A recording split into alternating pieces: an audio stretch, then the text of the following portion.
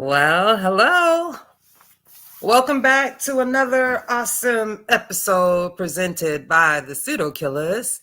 And tonight we're going to continue, but not continue from some of our show last night. But this one is going to be a little bit more tighter, right? We're going to go off the rails a little bit, but we not going to be like the flying carpet in Narnia, if that ever existed. I just kind of made that up in my head. And we'll talk about some of that too, right? But we got another awesome show for you. Your brain is built for tough like a your brain is built tough like a for tough like a truck. I don't even know, and I even named It's the built. show. Your brain is built for tough, for truck tough. Oh man, I blame these gentlemen on the panel for one, I having me think go to bed at 4 a.m. and two, having to wake up early this morning. So yeah, it's their fault, but that part, ladies and Bitterman. And yeah, so either way, until I get my little marbles together, all my butterflies flying. Get them butterflies in formation, man. Is that what it is? My butterflies in formation. I'm Butterflies sick, in you kid. You formation. know where I was going with that. Yes, Lord. indeed.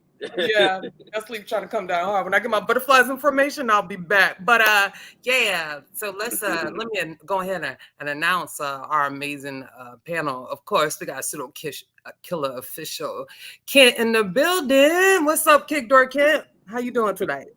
Man, I'm good. Peace, man. Thankful to be around y'all individuals, man. The greatest minds of pseudo killers, man. On deck once again, man. I appreciate y'all. Appreciate the chat, man. Y'all for joining us again and supporting us. And shout out to everybody, man. Facts. Also, Pseudo Killer official in the building. Chilimbwe. What it do? I'm practicing my announcement voice. What's good? What's good, man? Glad to be in the building again tonight. We're going to deal with some subjects, man, and just take it where we can take it. Grateful for the other pseudo killers on the panel, as well as the pseudo killer army. Everybody who's checking in with us, man. Peace, man. You know, we're going to get into it.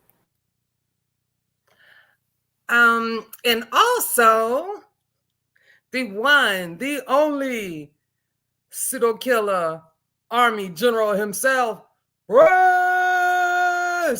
What it do? I'm fired up. I'm a little disappointed. I'm a little disappointed in the earlier proceedings, but I'll get past it. I'm gonna do the best I can. I'm gonna definitely show up way better than we did do you today. like I do you in the Discord. And hey, I'm gonna do it. Just moving forward. But yeah, I'm fired up, man. This gonna be fun. This is actually the part of the book that I wanted to get to. So now we can have some conversations for real. We can have some conversations about some things that we talk about all the time. Mm-hmm. So, you know, we have fun in the Discord, but it's gonna be good for y'all to see it. Shouts to the chat. I'm so retarded. I erased my notes, but about this book. Oh, hey, don't laugh at me. We gotta get Logic in here too. I wasn't sure if he was supposed to. Okay. Whenever he can make it, do that for me. I'm trying to get right, but yeah, to say that, you know, usually in order for me to learn, I have to, you know, do the billion note drill and that bit. But I can really say this section of the source material was actually the piece that pulled it all together. So it was that part that wasn't necessarily so tight on the science. You know, it was definitely more conversational, had to do with more relatable situations, you know, very like put in layman's terms. There's some stuff there and we'll definitely go through it, but this was definitely it I probably listened to this chapter 6 times, way more than the other ones, but I actually listened to it because every time I listened to it, I picked up something new that was like, you know what I'm saying? That was really, like we say, you know, that I got you moment. And it was just like, I got you. I get that. All right. Work. So yeah, I thought it was pretty hot. Anybody have anything to add about this particular chapter of the source material? Shoot, man. This chapter was it was eye opening, man. It make you think different about the world, especially you know, I don't know if y'all trying to do it in order or not, but Go ahead. The part Just when pass the baton though. When she said, and I'm we could put this picture up. I'm not sure if y'all got that picture that she had in there. I got it ready. Okay, cool. I got the picture and the reveals for you. Oh, yep, that's what I'm talking about. Yeah, so how the brain actually predicts things for you, and it gives you the images, or it gives you what the senses are going to tell you before it even senses it. So before the light even tells you what's over there, your brain is already predicting what's coming. If that makes sense. I don't know. We probably have to break it down a little more during the show or whatever. But yeah, that joint was kind of it was deep. I thought that was hot too. And I'm at this point, we're not necessarily going in order, but it's okay because we'll bring it all back around. But when she was like, also that your brain, you just said it is not for sensing. Your brain is geared for action first, right? Not accuracy. It's not accuracy. Yeah, it's not action. Okay. So for me, that gave me a way better understanding, not appreciation, not, you know, erasing culpability, but better understanding, especially when we had that conversation on, you know, police doing their duty and having these accidental killings of apprehended suspects. You know what I'm saying? But I get it, okay? And that was pretty awesome. You got to want to add, well, first, before I do that, and welcoming to the stage another pseudo kill official, Sosa, in the building, King Sosa, that is, to you all. Do you want to introduce yourself, say hi to the audience real quick, like before we move further? Yeah. Peace to the panel, peace to the chat. I didn't actually realize y'all was live already, but that's good. Yeah, y'all be wrapped up. Definitely had to be here with my brothers at Brass and Marcus today, special day. So yeah, man, don't do it. Let's get it popping, man. Let's get it popping, man. I'm ready. Okay. So Marcus, did you want to add real quick and right to you, Brass? Nah, this chapter was very, very interesting, and I think some points are going to come out that's going to make some clarifications on our previous shows, right? And then we're going to have a lot of dynamic conversations just from not just this chapter, but from the next 2-3 chapters. We're going to deal with a lot of subject, a lot of questions that have been asked in previous shows are going to start getting answered. So I think the journey and the path she took to bring out these points was well done. I agree. Brass?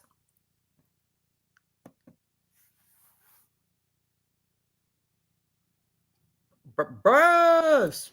Okay, I'm here. Yeah, I kind of second the piece about the journey. You know, I got a little impatient and y'all kept saying, like, just relax. You know, it's going to get to the point to where you're going to kind of get a clear understanding, because I'm a student.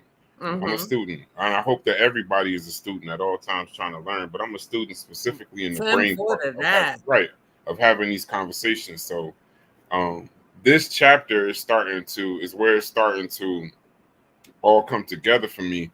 And it's making me appreciate the first, you know, the introduction, the first 3 chapters. And now I'm really excited for the rest of the book. So today this is going to be a good conversation. And I hope we get people involved because this is a good conversation piece. Oh yeah, and she even touched on that free will. You know what I'm Yes. saying? So once we lay it out of how your brain predicts, then we gonna so we can ask the audience now, yo, do y'all think we have free will, right? Now, and once we lay out what the brain actually is doing and how it predicts your reality, then we have to ask ourselves again, do we have free will? You know what I mean? But we'll get to it. Go ahead. Before we start, and I want to drop your question in the chat, I want to give a shout out to the chat real quick, because I usually don't always remember, but I remember the day. So just for our appreciation for joining us, helping push this particular program forward in the community. People understand what we're trying to achieve here. Again, this is part of changing the narrative. Like, we're not like Black people, like we fantastical, right? We have all different types of talents or whatnot.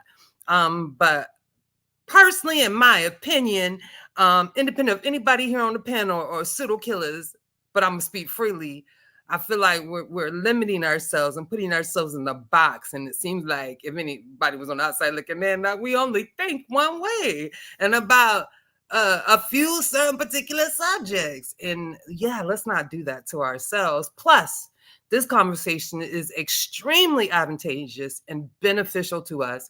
And because this particular, show is, a rah-rah free zone and also family friendly, we apologize if we use a curse word or two. Please do forgive us.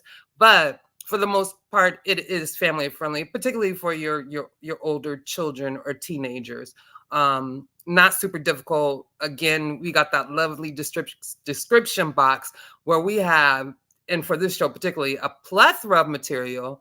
And I say engage your child in any and everything. Don't think something's too difficult for them. Let them be challenged by those quote unquote hard words. Because baby, that word might be on the SAT. And your child got a grasp on it early. You feel me? So anyhow, shout out to Omar. Thank you. Shout out to Omar Reed in the building. Montu, I see you. Y'all sound just like Bobby Finger. It's all good though. Montu 2.0 though. I really do appreciate you supporting Montu. I gotta let you know that. A lot of times we create quote unquote enemies because I'm not gonna say enemies, but people with opposing views.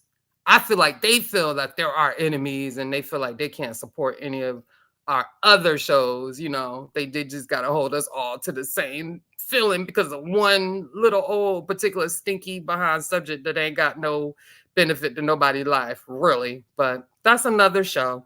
But Montu, thank you for supporting Anthony Bowman, Starman himself. And speaking of, don't forget Wednesday night at 7 p.m., ladies and gentlemen, our Galaxy and Beyond with Anthony and Juju. Okay. Cedric Ortega, Pseudo Killer Official, Fine Tane in the building.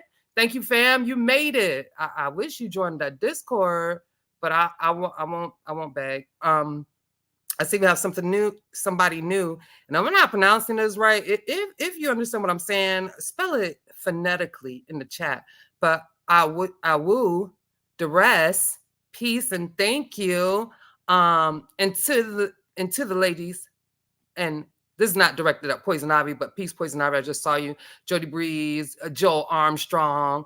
But to the ladies, I definitely see my girls, Unscrambled Minds official in the building, Gemini the Goddess and Sakina Raw in the building.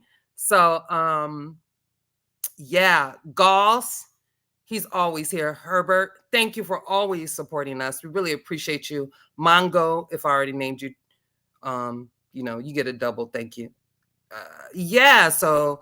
Thank y'all for joining us. Make sure that you share the show. If you haven't already subscribed, please subscribe. Make sure you hit that notification button so you don't miss any of these awesome episodes. So with that said, moving right along, I'm going to go ahead and kick it off and start with this. And I cheated this time. I didn't do full notes, but I did drop we did drop lots of source material, and we are actually working from the website called 7.5 Lessons About the Brain, which is pretty awesome. It's pretty awesome. I'm not explaining it. Just go there, peep it out.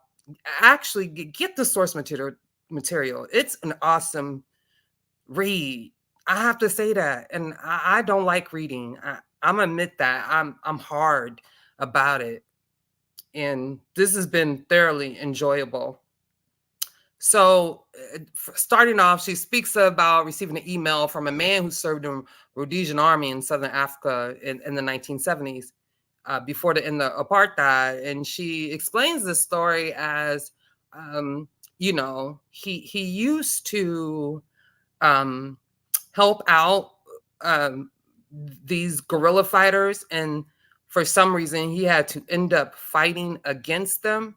And one day while they were in the bush, and I actually can attest to this personally from my uncle serving in Vietnam. And, I used to be very curious, asking him stories and him being very candid with me about some things. And I'll explain in a minute when we get into it. But he was in the bush, and I believe he was sleeping. Somebody correct me.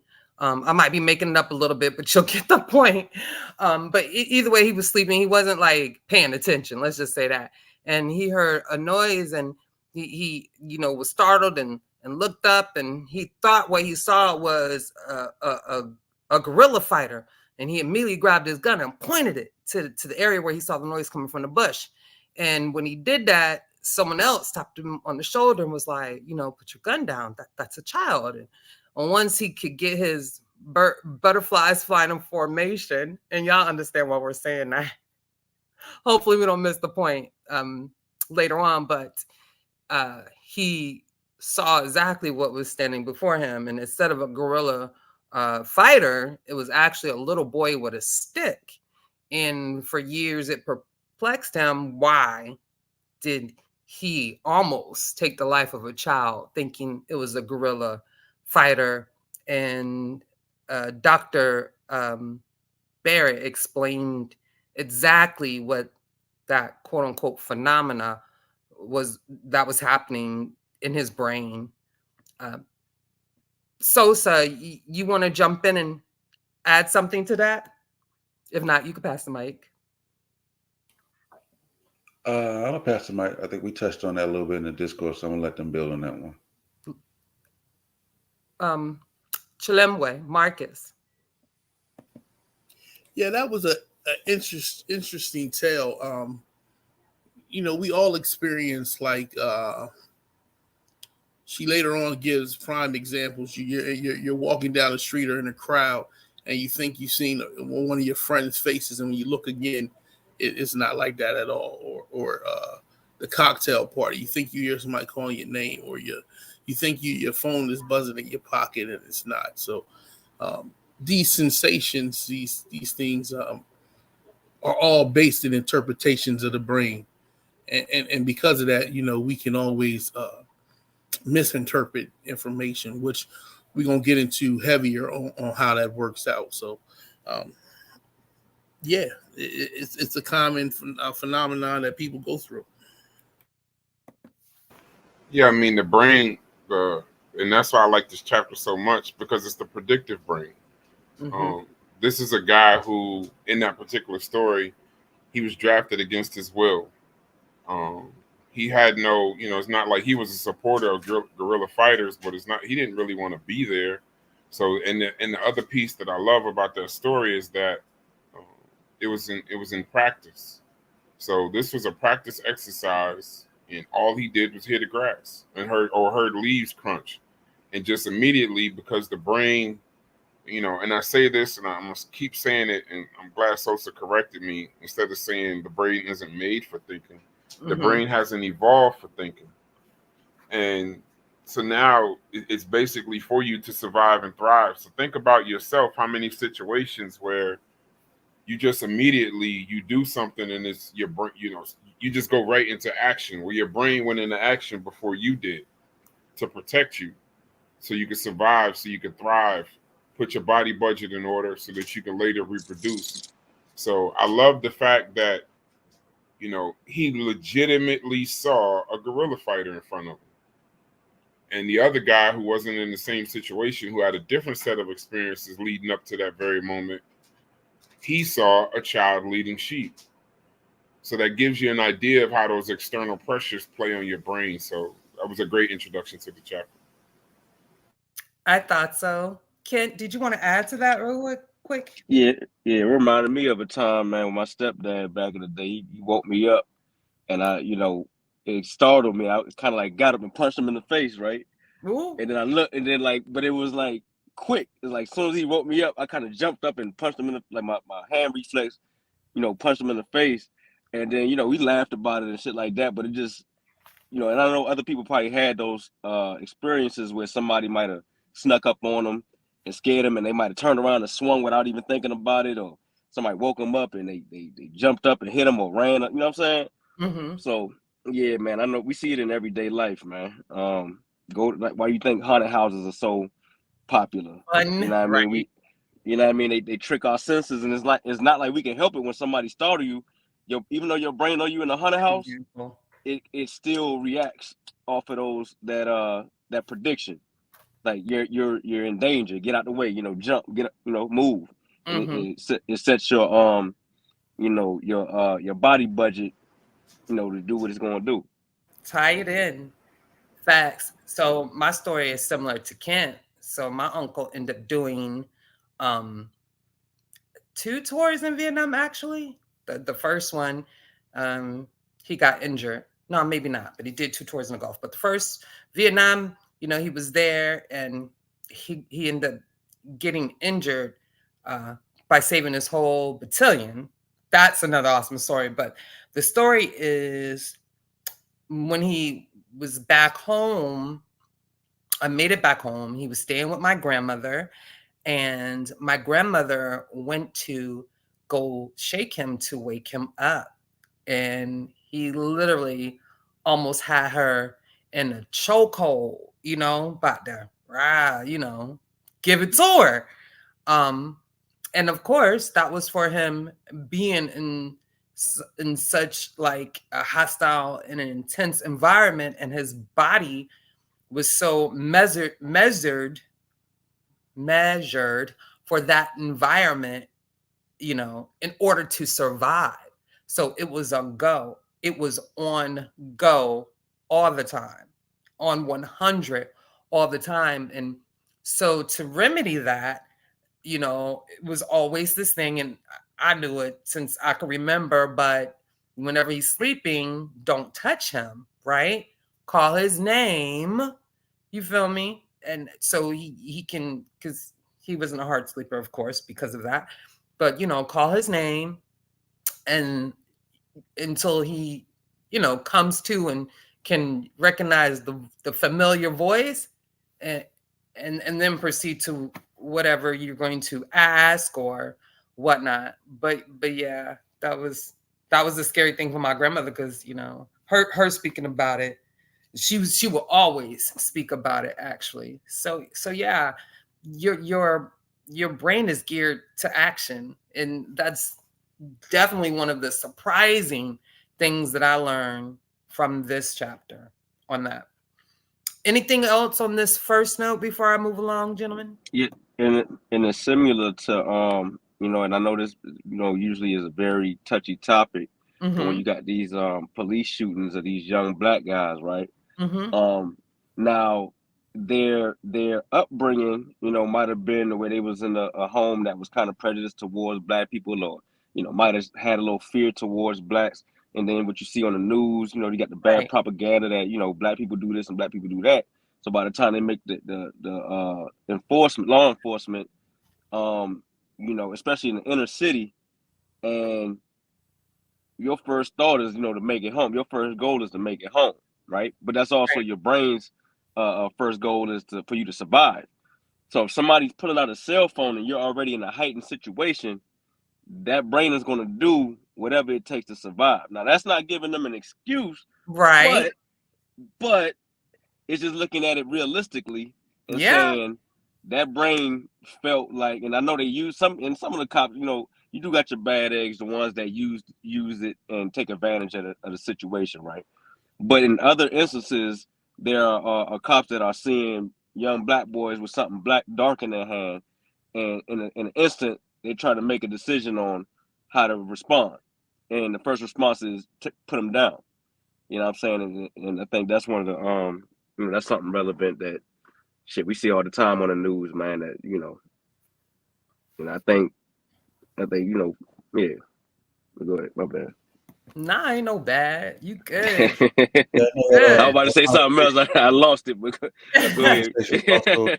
When you catch it. Also tied into the free will conversation. Can you hear me? Yes, now. The conversation was also tied to the free will conversation we had yesterday. Oh, definitely. About him having a choice based on the parameters, and if we understood what was going on in his brain, you know what I'm saying, even though, you know, somebody was harmed, we may still have to levy a punishment. But if we understood what was going on, then the punishment would be different because we realized that the person did not have free will. Yeah, and just to add to that too, and a lot of police officers are former military people. So facts.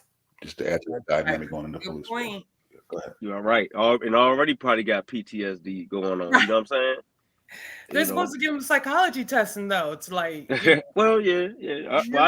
I'm just saying that's what right. I heard. You know what? I can't say that because that might be you know, if you got PTSD as an officer, you might can't make the police force. So I don't know about that specifically. I don't know the procedures or whatever. But you're right. They do take psychology tests. So a next point. So let me thank you. So in PTSD is really a clinical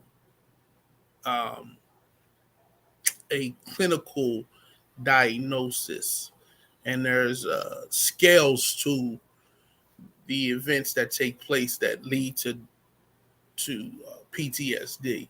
So they have like 3 categories, and you need to match something out of each of the categories for you to be diagnosed with PTSD. In this case, we're just talking about mismanaging.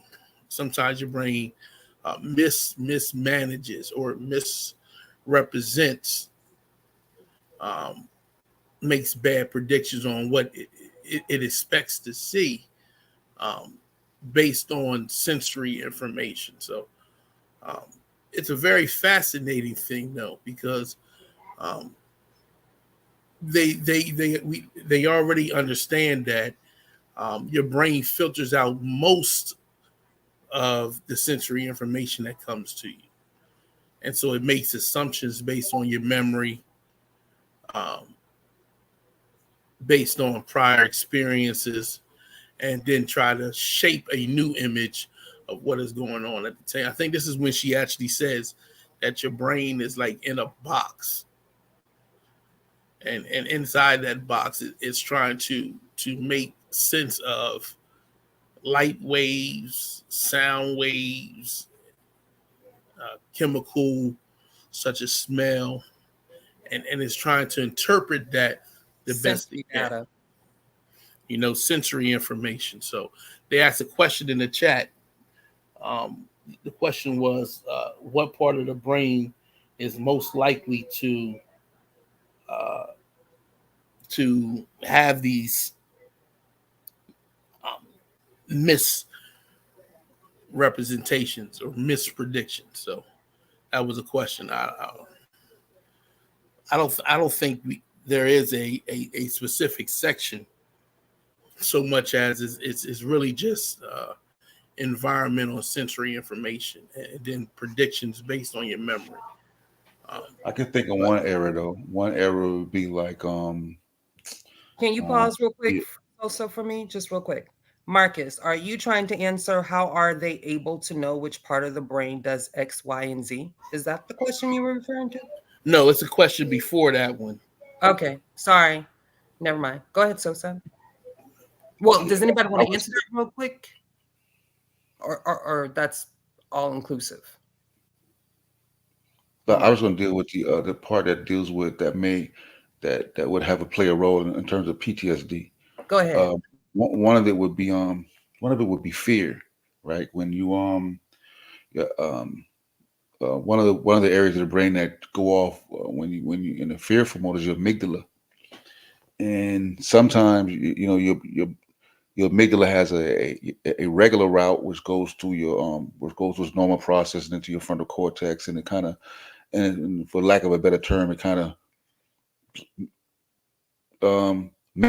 make a better general assessment of what's going on in your surroundings. But sometimes in a sense of a fear mode, your amygdala had what's called like a shortcut method, and it's a and whenever it takes that shortcut, you're going to be less accurate in your decision and less. I mean, it's going to be your prediction may be off, as you know what I mean. So just like when a police officer pulls his gun out and you go for your phone, okay, there's not enough time for the brain to process. Okay, what is that? It's so quick, and it's the fear response that there's a shortcut, and then sometimes that a bad decision is made because of a bad prediction. So that's one possible route, that one of the routes that could lead to that type of a bad prediction.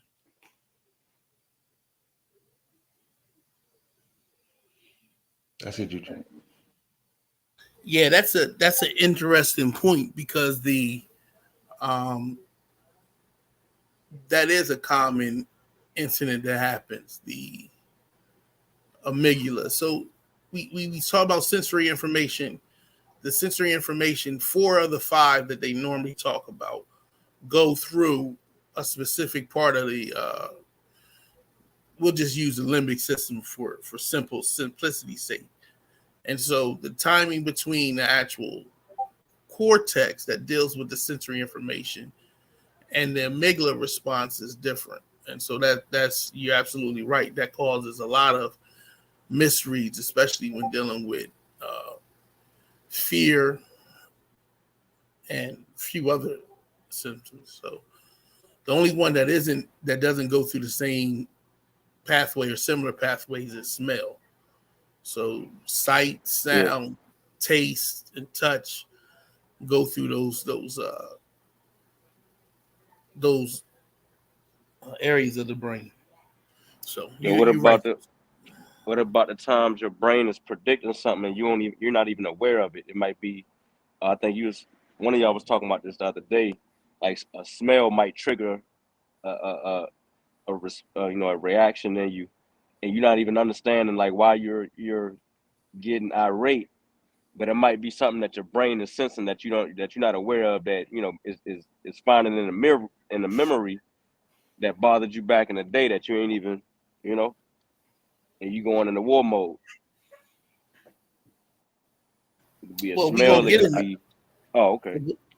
Yeah, memory actually plays a very significant role in the misrepresentation or the mispredictions, right? So we're gonna get in that.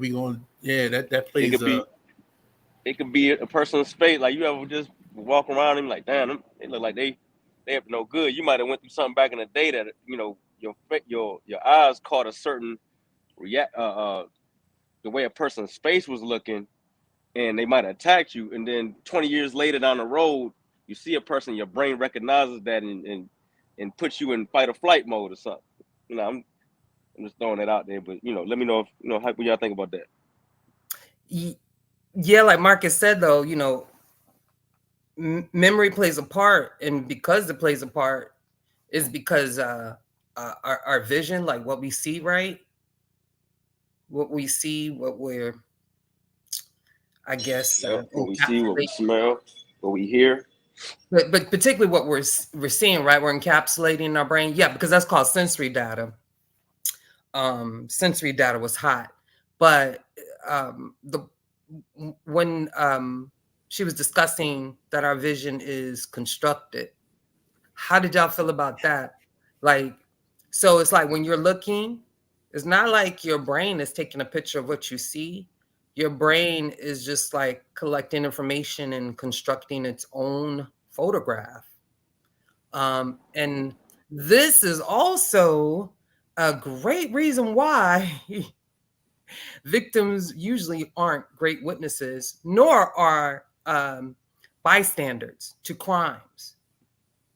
They're eyewitness account is not the most reliable type of evidence in a criminal case. If people don't, I know you like science is counterintuitive, right? So people will believe that the eyewitness got to be the best thing, but it becomes problematic to law enforcement officers and lawyers and prosecutors and whatnot. I know that personally.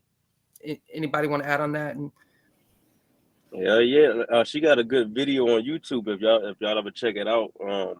On how your eyes put together the picture, and I put it in the description box. I put both them okay. TED Talk videos with her in. They both was fire.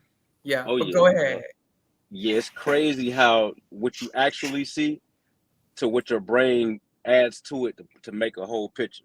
Like you'd be surprised, like what your eyes are actually focusing on compared to what you really see to what your brain feels in the rest. You know what I'm saying?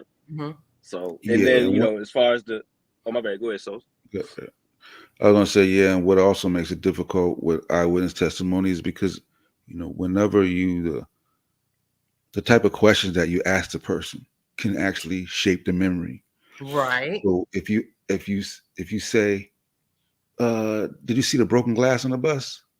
Now they think the way you phrase it, now they think that it was a broken glass.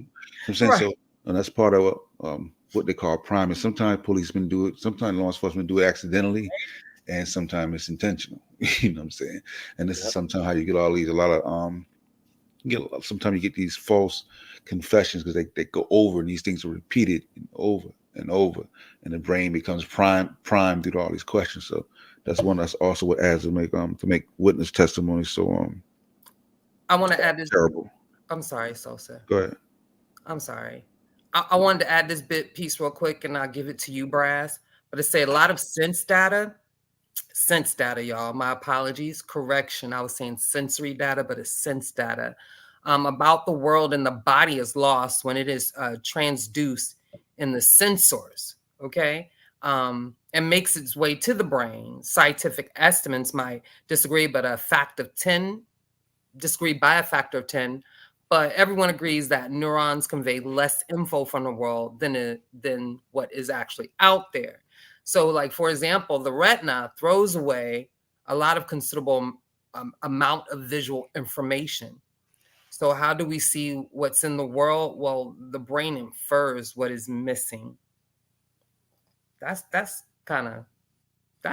though. That's a powerful little tool. I mean, it was necessary for our survival, but it also can be problematic in other things. Go ahead, Kent. Yeah, I was just about to say what you just said. It could be problematic because it can also give you the wrong information, but it's still shaping your reality nonetheless.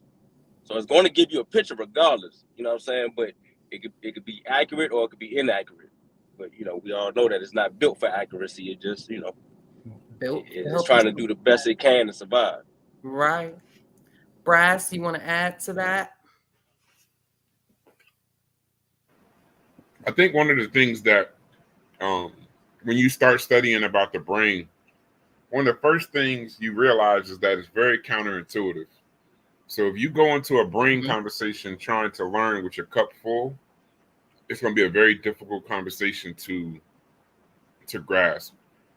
And if you keep trying to apply logic to the situation, you're gonna have. I didn't even mean to say that. If you keep trying to apply regular thinking to it, like how other things work, the brain is completely different. It's very counterintuitive. When you start saying things like the brain is a box, it's in a box.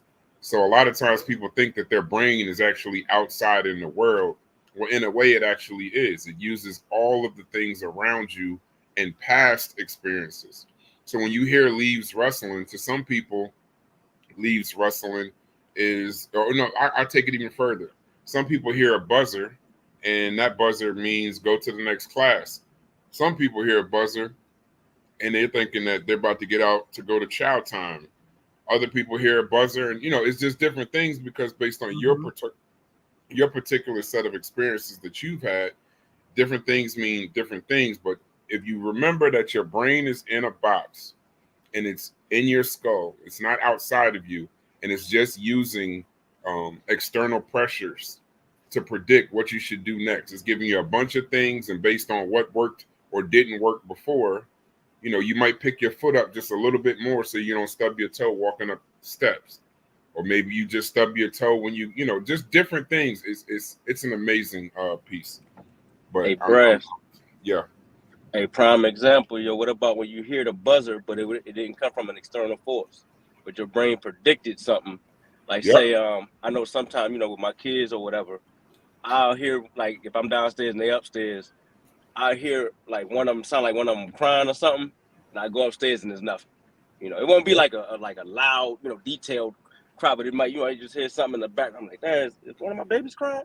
And then you go up there and they playing or whatever, or you don't. So your brain is predicting like, hey, go check on them. You know what I mean? So something might be wrong, but yeah, that's one of them. That's one of them instances, Your brain predicting something that ain't even happened. Marcus, did you want to add anything? Yeah, I'm going to actually do the picture thing. We talking about, I want to make sure everybody get a clear understanding how the memory, and then how that filters into learning, and then how that filters into how your brain makes predictions and how it won't make, and how it can be in error in making predictions. So this is directly from her book. And this is one of the examples that she's given to help explain how memory plays a role in the overall concept of what she's explaining about how the brain actually functions versus how we think it functions. So, I just seen on a channel people talking about spirits and ghosts, right? And they're talking about, I seen this and I seen that, and I'm trying to hold my peace because I understand that you may feel as though you really seen these things. The reality is that your senses deceive you because they're not there for actual truth and reality or accuracy. That's not its point, right? And sometimes there's something in science they call error management theory, right? In error management theory, Dr. Andy, on a previous show we had with one of the experts we had on the Pseudo Killer channel, check out his interview. Thomas. Yeah, Dr. Andy Thompson. Sorry, Thompson. Right. He talked about error management. And so this error management is very, very, it's based on logic, right? And so Pinker and others have tapped into this idea that at times it's better to be wrong and live than to be right and die. So if you're just coming out, you're an evolved Homo sapien, and almost anything can kill you, right? Mm-hmm. And you're walking in a forest or through some highlands, and you hear rustling. You have the option to run, or you have the option to think and see exactly what it is. Those who ran lived, and those who decided to go and explore again died. And so in that concept, your brain in its evolutionary track is not concerned with what really caused the rustling leaves immediately. It's concerned with getting out of Dodge in case it's danger. And you hear us make this statement constantly. But the reason why is because it's all tied in together in how humanity exists today, right? So, Juju, you share my screen? Perfect. So if y'all look at these three images, we could dissect and say what each one of these are. So the first one, if you wanted to look at the first one, let me look at the chat. Can y'all tell me what the first image is?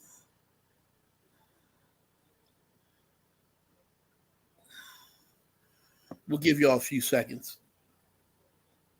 Yeah, we give him a few seconds. We ain't in no rush. When I first saw it, it looked like a water fountain. I was like, yeah, it looked like I didn't know what the hell it was. It looked like a spigot. That's what we call it in this. I spigot. Or a sink or something. Mm-hmm. Okay, make sure you drop your questions in the chat. Yeah. Let us know. We may open the panel up. A few of y'all on the panel. Yeah. Make sure. So I see some people said a water sprout, a tap, similar. Mm-hmm. Yeah. What is the first picture? You asking? That's the repairing. I'm trying to motivate them to participate. Oh, got it. Mr. Metro said that's the repairing. Mr. Metro, stop. A hose connection, okay. A penguin. So if you see this right here, it says a penguin, a submarine going over a wall, a waterfall. Right now, in most cases, as soon as you see that, you'll get a clear understanding of that's what you start to see. You start to see a telescope, and you see that, and then you go to the next one, this one was the hardest one for me. Yeah, I thought the answer was hilarious. I saw, like lion. I saw like a flower or I was like maybe a sun, maybe like the sunrise, but then that one line at the bottom was like, nah, that can't be the sunrise. I saw a tree. Mine was a tree drawn by a kid who doesn't know how to draw. Oh, that's funny. That's all I saw. That's the only thing I could think of. When I saw the answer, I got so upset. Oh, y'all funny. So, what would y'all consider this to be right here? This one was hard for me. I actually thought, what did I first think it was? I actually thought it was like one of those broken umbrellas. Man, it looked like a stick figure pickaninny. Yeah, that was a rough one right there. They said a windmill, a pinwheel, Rip Coolio, Godzilla Towers, ceiling fan. Okay. I have a theory. Oh, go ahead. I'll let you get the answer. I have my little theory. A comment. I see that, and that one was a good one. How about a spider doing a handstand? Yeah, I thought that was a cute little answer, though. I got a little theory. I'm backing up a little bit. When you spoke about, those who act first, what you said, something about those who act first are those who ran and lived are the ones who survived. So this is just my loopy behind assertion of things.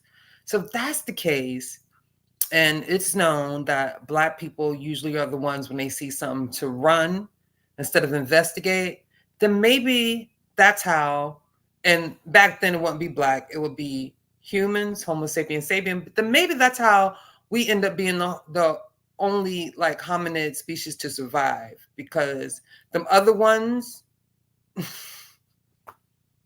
Well, it probably could be that and other factors that came I'm into just play. saying, like, it could be something like nature really works simplistically, so it could be something as simple as that. Like they was just too damn curious for their own good. You feel me? I'm just. But it also taps into why how religions and beliefs started, because the spooky people survived. The ones that believed that it was a lion in the bushes, that believed that the things like, so say when phenomenons happen like earthquakes or hurricanes, and they might have put some beliefs together to make sense of them, like those are the gods, they mad at us, what I mean? So But yeah, no, that's just my 2 cents. I'm thinking that, you know, well, not thinking. I know that that's why most people today have these weird beliefs, these religions, and things of that nature. And also, because those are the ones that had the most. Okay. Yep, they survive. Right. You know, because think about it.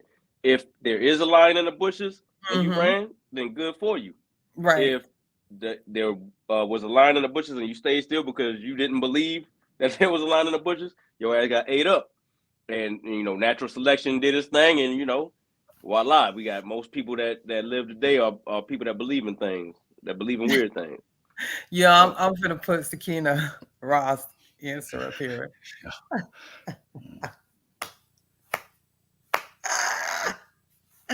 Let me get myself together.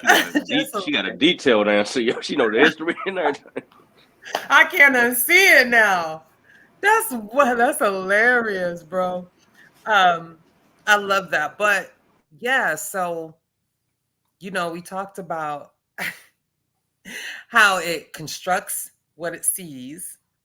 It doesn't like take a photograph of it. We're using a metaphor to relate, you know, understanding what I'm trying to say. But it constructs what it sees, and also it doesn't, like, the brain doesn't necessarily do things how I want to say, like, it doesn't do things originally. I know that's not the best way to explain it, but what I'm trying to say is that the brain focuses on memories. And I thought this was very poignant also, because it focuses on memories of your experiences, right? And not just yours, but of other people's. And I was like, oh man, this is getting deep. So yeah, the brain is a predicting machine. And we know that because we talked about this in the first show, when we're dealing with first or second show, dealing with body budgeting, that predictions were more efficient and proficient when it came to body budgeting. And of course, evolution, i.e. natural selection, is going to affect that, which is more proficient or efficient. Anybody want to add or move that along? Yeah, let's move, because they're already answering what this picture is. Yeah, I thought it was a volcano. I swore up and down it was a volcano. The funny thing is, one of them got it right, so I'm trying to see if somebody cheating, but one of them got it right. Yep, they damn sure cheat. Yep, somebody cheating. Got a website. Because I did not. I did not. I didn't see that. In here. Yeah, I didn't see that. Oh Lord. Similar God know all this stuff. But I could have swore it was a volcano. Girl, Sakina is giving me the business. I want her answer. Oh, wrong guy. Sorry, Joel. The yoni wax. She crazy. Yeah, Sakina smoking vitamin. You are correct. Smoking on that. Smoking a vitamin pack right now. Yo. Don't do Sakina like that. Hey, look, why would she say that? Hand down, brass. Don't do Sakina. Hey, look, when you say it though, when somebody says something, you actually start to see it a little bit. Your brain starts to right. That might you can't unsee it, bro. Yeah, but that's disgusting now that I see it. That's you know what I'm saying?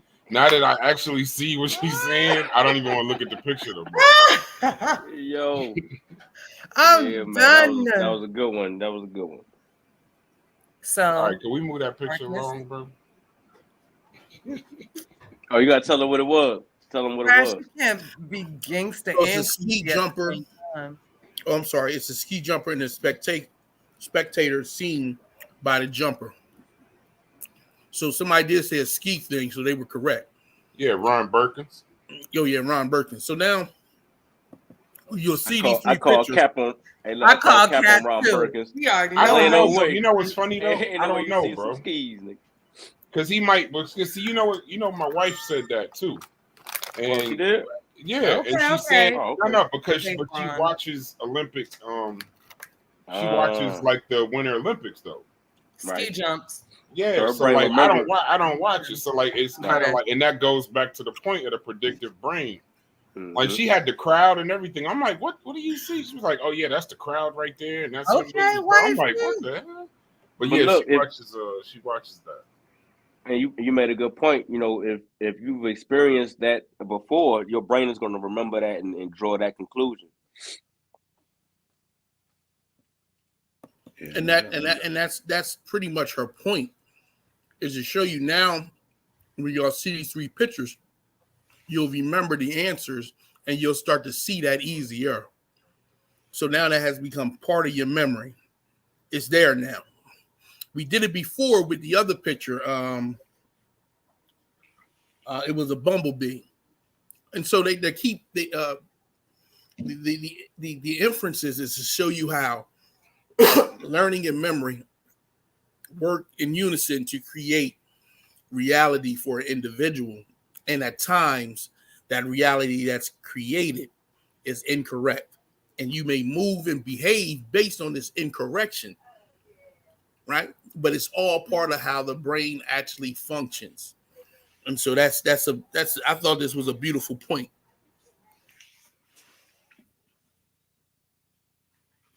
Sosa? So where we headed? No doubt. No.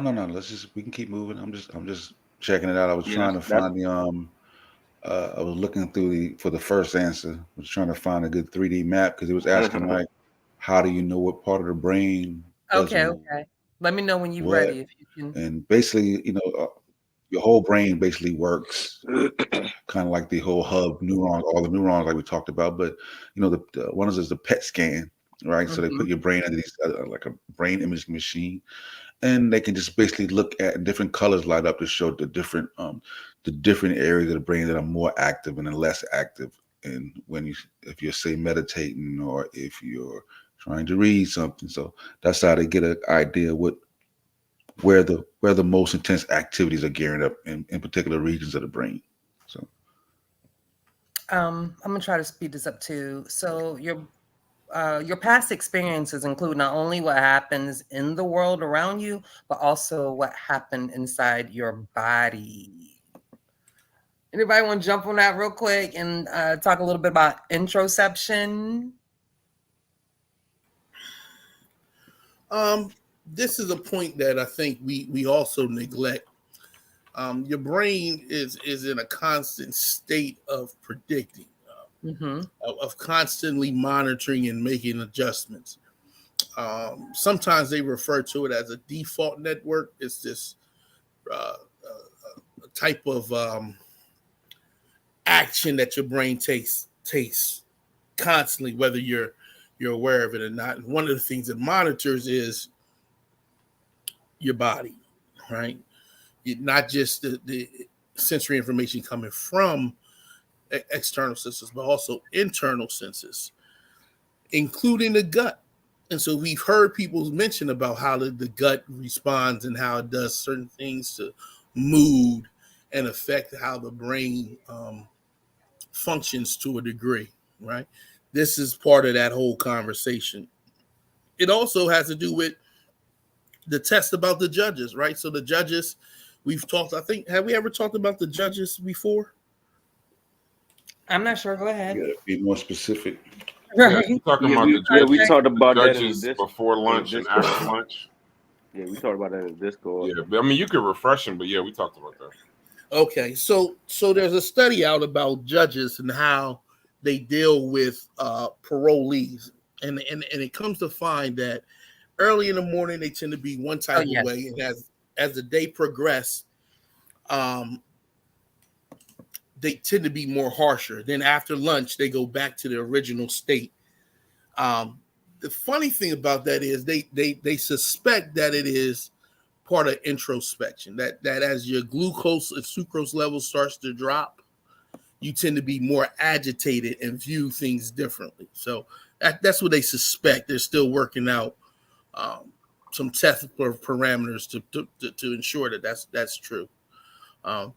But that's where introspection comes in, mood, and I think in the next show or two we're going to actually get more details into that gradients of mood. But yeah, introspection is a very, very thing. Oh, she talks about it very clearly in this. Like sometimes you don't get enough rest, and so you start eating, right? Yeah, introspection important. Yeah. So you start eating, And as you start eating, your body assumes that the last time I was low in energy, we needed food. So it drives you to eat, even though you're really tired. That's part of that introspection concept. Facts. Also, she gets into this is like the fun part. The last time I encountered a similar situation where she talks about the process of prediction and the beholder share. Y'all remember that part? And also what you decide about, your body predicting or whatnot. So go in, Brass, if you in this particular piece, the beholder share, if you work in music or you work in art or you work in anything where you're presenting something to somebody, like even this show, right? What I was taught before she said that, I remember the beholder share from in college, where anything that you present to a group of people, you really only presented 50%. Because whatever you present, like we're gonna present this to you, and we're gonna give you the information we have. We're gonna have fun. We're gonna laugh. We're gonna joke, and then this show is gonna cut off. But then the beholder share is yours. Right. Are you the one that's going to? It's how you take in what it is that you saw. Are you going to go study the information? How you understand it? So you know how they have abstract paintings. I think is it Michelangelo or is it Da Vinci with the abstract paintings, where they probably both. So they do paintings, and you look at it, and they say, Da Vinci, "Hey, baby. what do you?" Da Vinci. Da Vinci. Okay. So then they say, "What do you see?" You see in the movies all the time, they're standing around art galleries and they're like, well, what do you see? And what do you see? And what do you see? And you see everybody has these wildly different answers, similar to the pictures that we just showed. Well, a true artist understands this. I'm going to present this to you. The beholder share is your piece. What do you get out of it? How did you take it? Right. How Ron, I've been talking to Ron Berkins in the chat, and the reason why he understood that's a ski slope is because he does watch the Winter Olympics and he's from Minnesota. Right. So now you're right. So what would be, that's not even foreign to him. He probably got it easily. So the beholder share is very key. It's very important. It's super important. But Ron's brain was also working off his memory. You know what I'm saying? Exactly. And piecing it together. So he had some previous reference material. Remember how the brain uses memory to make these predictions? Yeah. So when you look at beholder share, you're actually a partner in the creator. You're actually like the creator is creating it, but you're actually partnering with them to bring it to life. A running joke in art. I collect art too. So a running joke in art is the Mona Lisa. Seriously, some people will sit and look like, man, that's just an ugly white woman, or it's like, or it's like, she just got a huge nose, or whatever. But then other people see that picture, and their particular part of the beholder share, their partnership with the creator is, that's the most beautiful thing I've ever seen. Facts. So many different. So now you got it right. So you and it's interesting. I'm a big Jay-Z fan. I read more into the stuff that he's saying, because that's the guy, that's who I've decided to kind of give my ears and to try to break down lyrics and things like that. So the beholder share is very important. And I want people, for you guys that make content and are creative, understand that it's not 100% on you. You give them what you give them. But they're your partner when you're performing with them. They're your partner in the creation, even though you're the person that created it. That's right. And the reason you have so many different answers to when you ask them questions about those pictures or whatever, is because everybody had a different life experiences since they was born.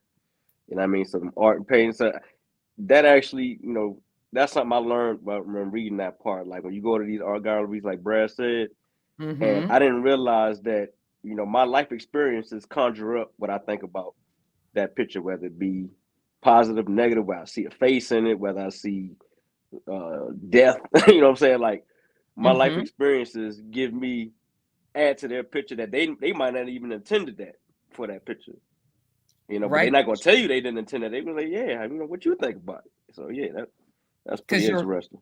your reference is what you remember from your particular experiences or the others around you and your environment. I just wanted to reiterate that point because I think that's fascinating. I'm gonna read something real quick on prediction beats reaction, and I'm gonna give it back to Marcus and Sosa.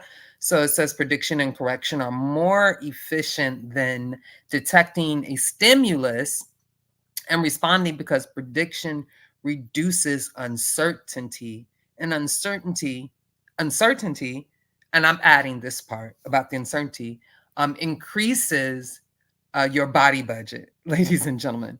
So if you had a reactive brain, then you would have to compute everything you need to respond on the spot, everything you see, hear, feel, and do from scratch, every single moment of your life. And how would you know what the sense data uh, are caused by? The wavelength of light, the changes in the air pressure, chemicals, and so on. So sense data are the effects of some cause, but the brain only receives the effect. It has no guess at the cause. It could be a loud bang of a gunshot, a door slamming, or a car backfiring. Not only is this inefficient, but is likely to be ineffective. It would take too long if you needed to respond in a hurry. I thought that was an important um, factor to consider and really comprehend the prediction and memory and how your brain uses those memories to make the prediction. Yeah. We talk about that. Everything kind of a hallucination, y'all. So is life is this just an illusion? Is this a hallucination? Anybody want to go there? No, I think I'll let that's somebody gonna else have to go be there. the impromptu show. I know Logic keep missing these shows, and They he don't. got so many Hold questions, up. Can I Yeah, hear him? and he want to exactly. do, Listen, They and he just want left to you do. hanging on that one. listen. I'm gonna say this. I ain't no way Logic read this chapter and still don't understand. I feel. I Who keep that? Who telling that? y'all. Yeah, but I I I, think feel he like wants to. I know read he this wants to get his chapter. add his little opinion to it. So I be wanting him to join these shows too, because even though he may have a difference of a view, Sign it's good to kind of opinion. just hear us work it out. You know, what I mean, just so Oh, some people right. may have the Okay. same questions, part of confusion that he may have. So it's good. Ten So four. I want to do it when he's here, so we can, we can get it out. We can get everything out. Sure indeed. Marcus Brass.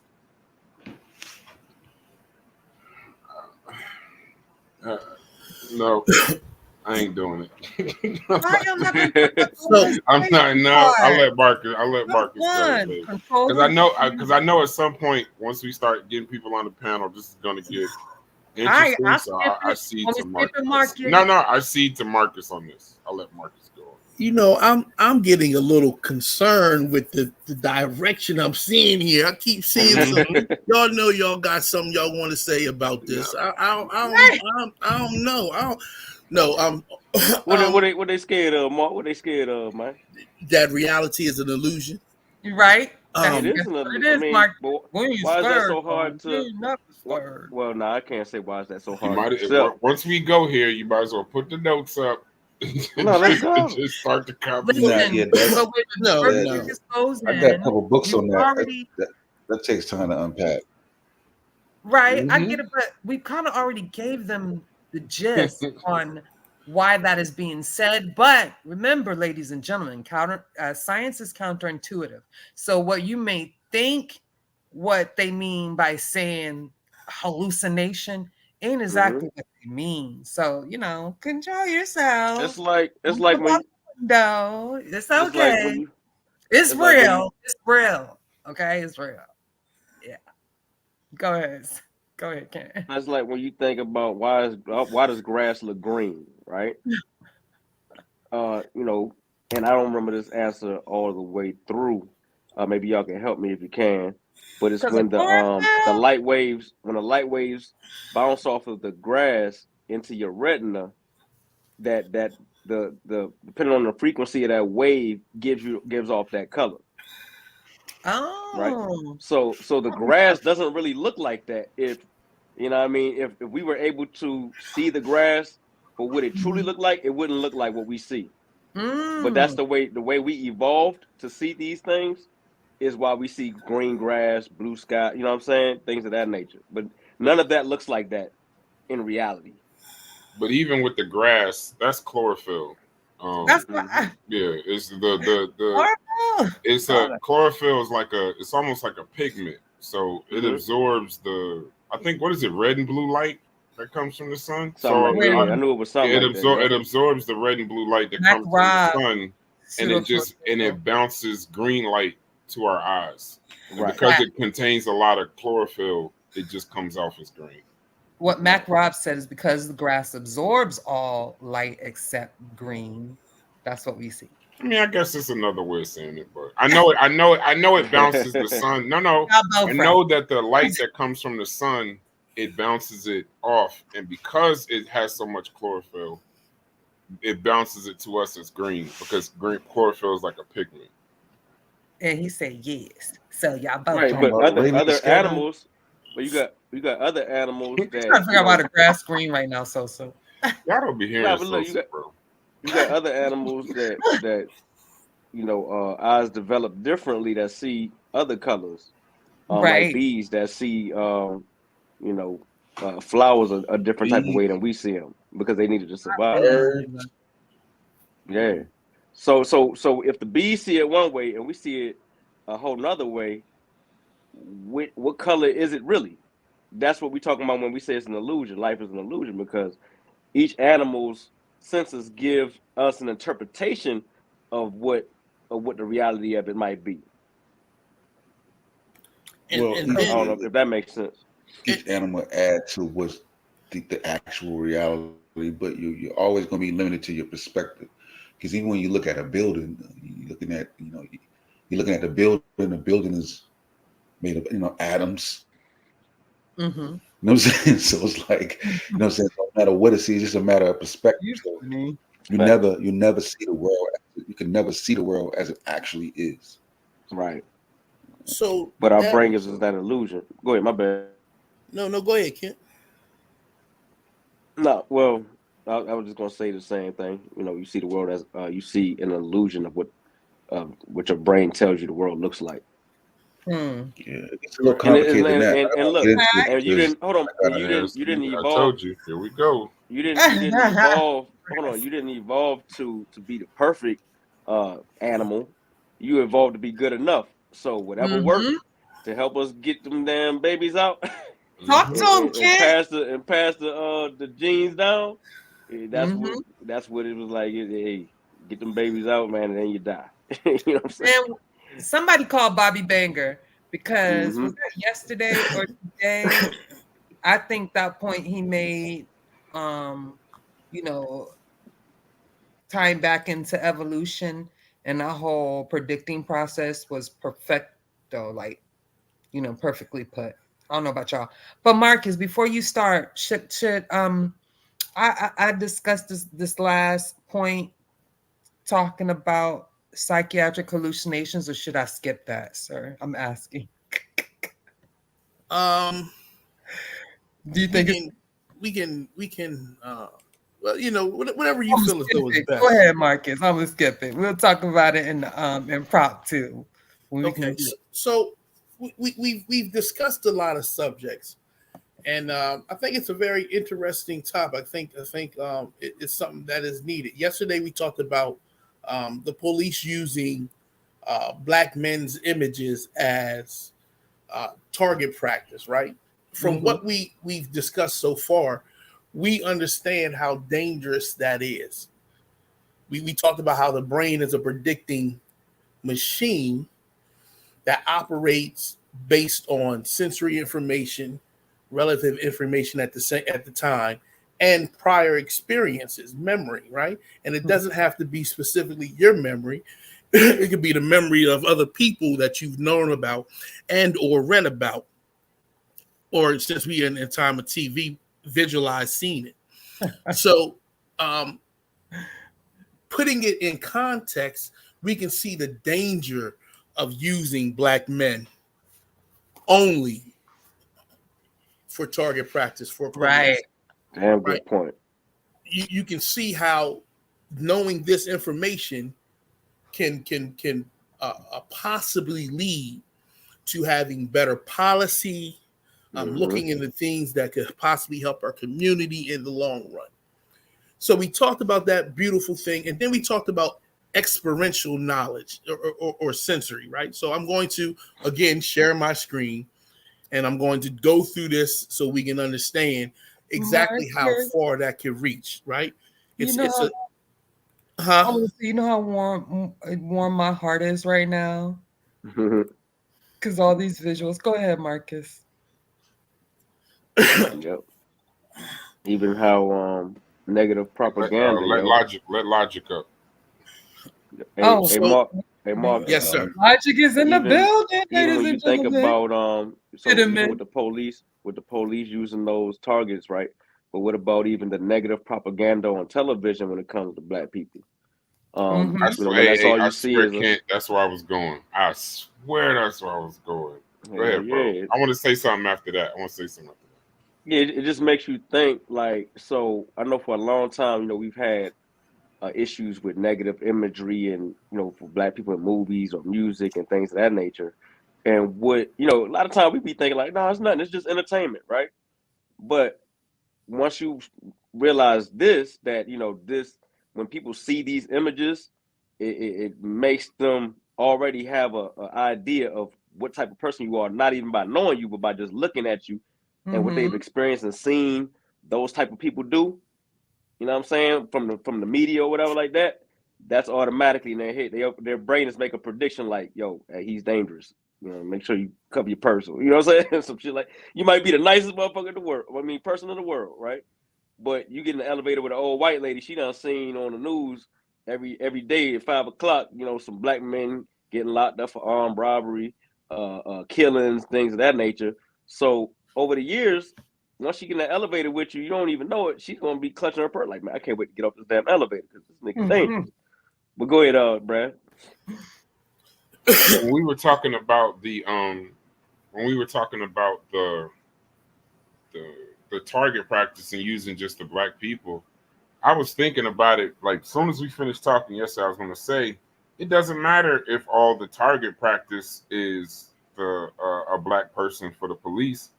If they go home and turn on the TV, we're getting murdered all over the news. We're getting murdered, and we're the criminals almost in every single one of those movies. We're predators on TV. We're predators in the rap videos and stuff like that. Like, Young Thug's trial at this point is the funniest thing on TV.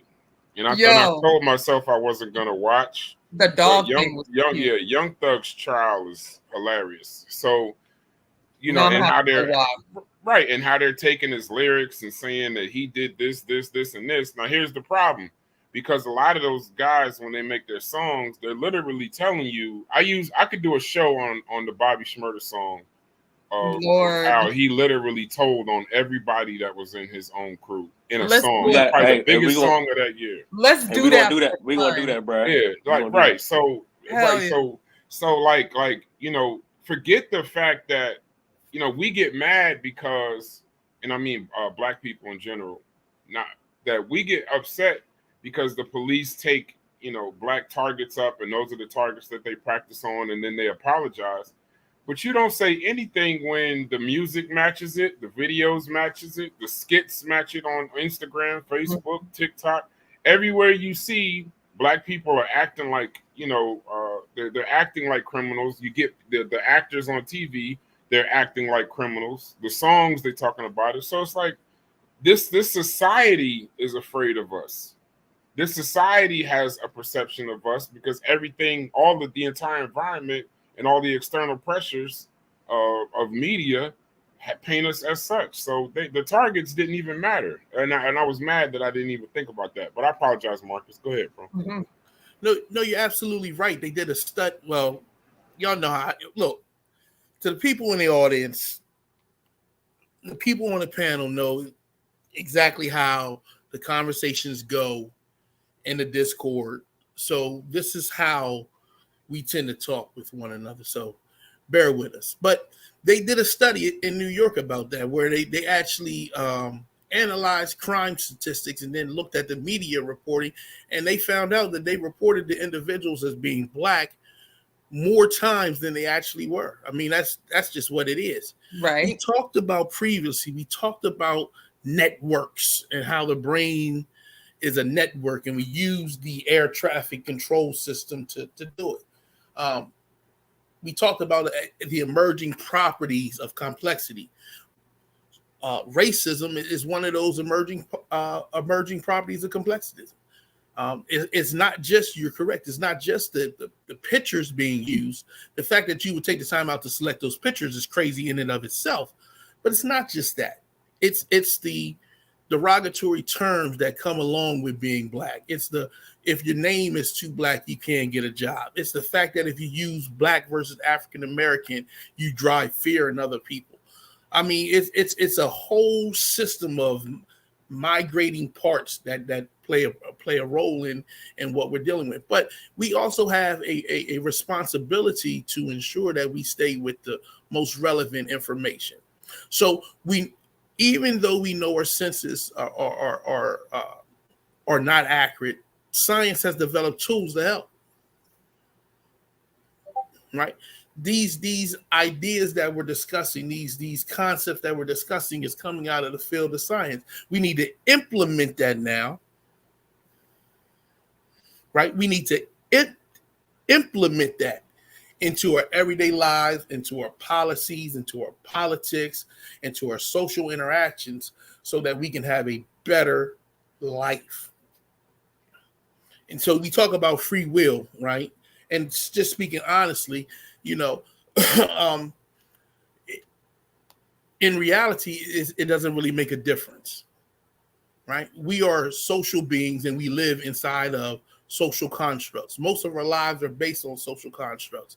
We had a conversation in the Discord about are the rainbows, the colors of the rainbows, objective fact, objective reality. I was right? so sick of that conversation. Yeah, I can get into it, but go ahead. I'll just say. A whole day we spent talking about it, right? For a week? How long was it, Marcus? It was a little over a day. Oh, damn! It felt like a week. Yeah, but the reality is our social constructs bleed into our biology. It affects us in every way. So these conversations are not only necessary, but the implementation of these conversations are dire. It's just a serious situation, right? Mm-hmm. I can have empathy now for somebody I see down on their luck, or in certain situations when I look into their mom was an alcoholic, their dad was a drug dealer, right? They was raised by a pimp, right? All these things play a role in how I view individuals now. Harder, right? I can't hold a white person for not knowing the description of my face differently, because I understand that if you only around those people with those facial structures, your brain is structured to see that. Nice. So I'm not going to go on down the diatribe, but the things you see in front of you is a list of numbers. Y'all can guess what these numbers represent if you can, as we continue the conversation.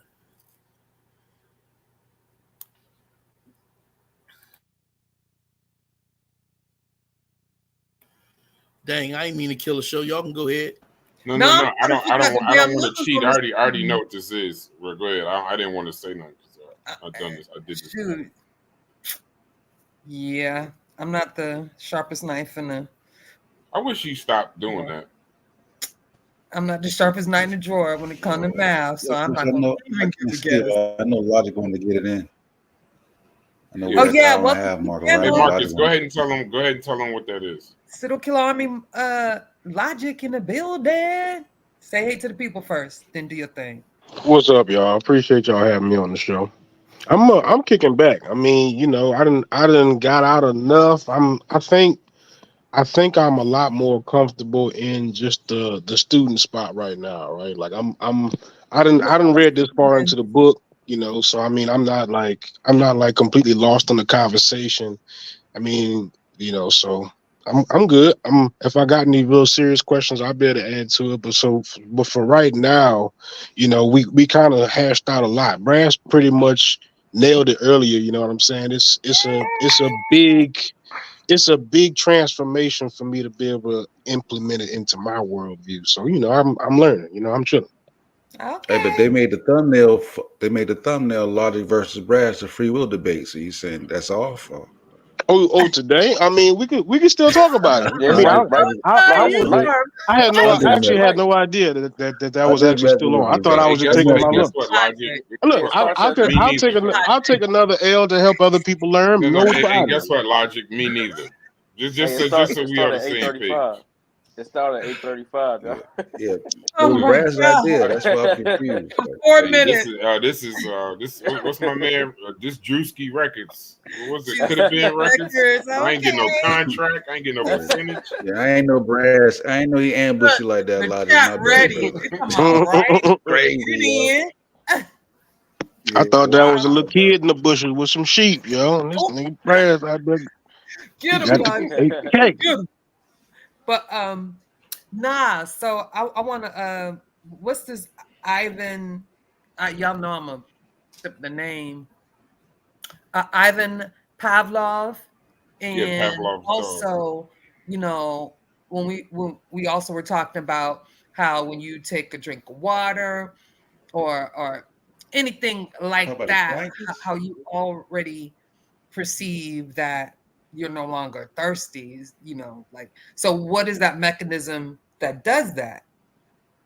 And we spoke about it's actually prediction, because it actually takes longer than a few seconds after you drink the water that you actually feel the relief or like your thirst is being quenched for your thirst to actually have been quenched. So prediction and how your brain function is a hell of a thing. It's a hell of a thing, y'all. That's it's just wow. I love this chapter. I vote this my favorite chapter so far of the source material, but who want to jump on that first?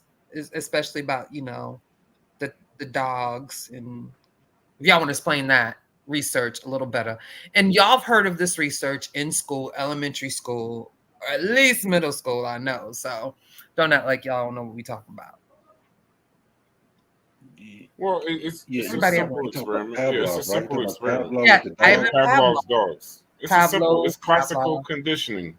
You Yeah. you ring they said they keep saying it was a bell, but it wasn't. It was a monotone.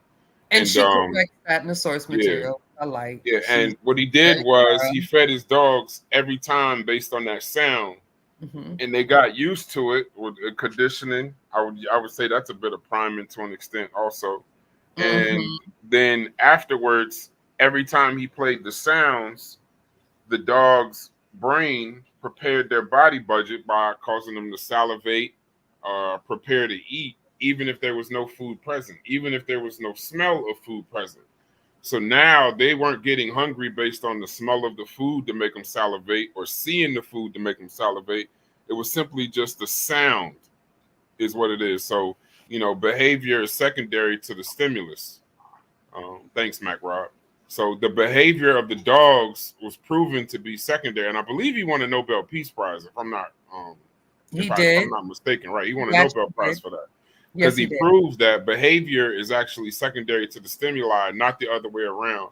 We don't have to necessarily see the food, smell the food. Like I'm a give my wife some big ups right now. Matter of fact, no, I'm not, because I might get us kicked off YouTube. But there are times when, um, say, your wife, one of you guys' wife, um, you can smell her perfume and you knew she was in the house. Or you might be in the bed, she gets out of the bed, you roll over, you can, like, her scent automatically.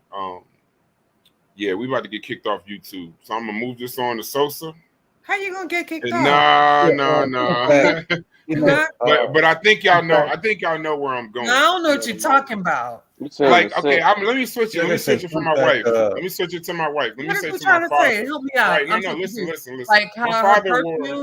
No. My father wore a very specific cologne. Right? It's called Aramis. I love perfumes. He wore a very specific cologne called Aramis, and he passed away a while ago, and now every time I smell that perfume, that cologne, it brings me to tears no matter where I'm at. If I smell it, and my wife also, like it changes the whole mood. It changes everything no matter where I'm at. Sometimes when people say his name and we start talking about him, and I know this, I can smell the perfume. And until I understood, the cologne, and until I understood that is possible, that's actually a scientific term. There's a study done with people who smoke cigarettes and weed and stuff. There's times when there's no weed around, it's fresh air, and you smell it. So that's actually scientific. Because it's happening in the brain. Right. So that kind of, I'm gonna switch off my wife. When we do an after dark uncut, I'll tell you exactly what happens when I smell my wife's perfume and she's not aware. But okay. It's that. All right. I got it. Damn, I told you I was slow, Brass. See, because all of these things that we're experiencing in the brain. You stump your toe. You feel like your brain gonna make you think you feel it all the way down there, but no, you feel it in your brain, not down there. Right. Good. So if you smell something, that's why you can you got people that be hearing voices, and it's not coming from an external force. Not force. It's not coming from an external stimuli, because it's something in their brain that misfired. So if you're hearing voices and nobody's there talking, more than likely you got something going on in your brain that you might need to go get checked out. Marcus or Sosa want to add to that before I move on to the next point? No. Well, yeah, but first let me tell you, these numbers that you see on the screen, they're actually the Market Frankfurt line, L line in Philadelphia. Huh? So anybody, So if anybody who's from Philly, they would have readily recognized these set of numbers if you lived in Philly for a period of time. Did anybody put that in the chat? No, nobody got it. The only person who probably would have got it is Brass, because Brass been in Philly. Yeah, I've been in Philly, and then the reason why I know it too, Marcus, that's why I said I know it immediately. You know it?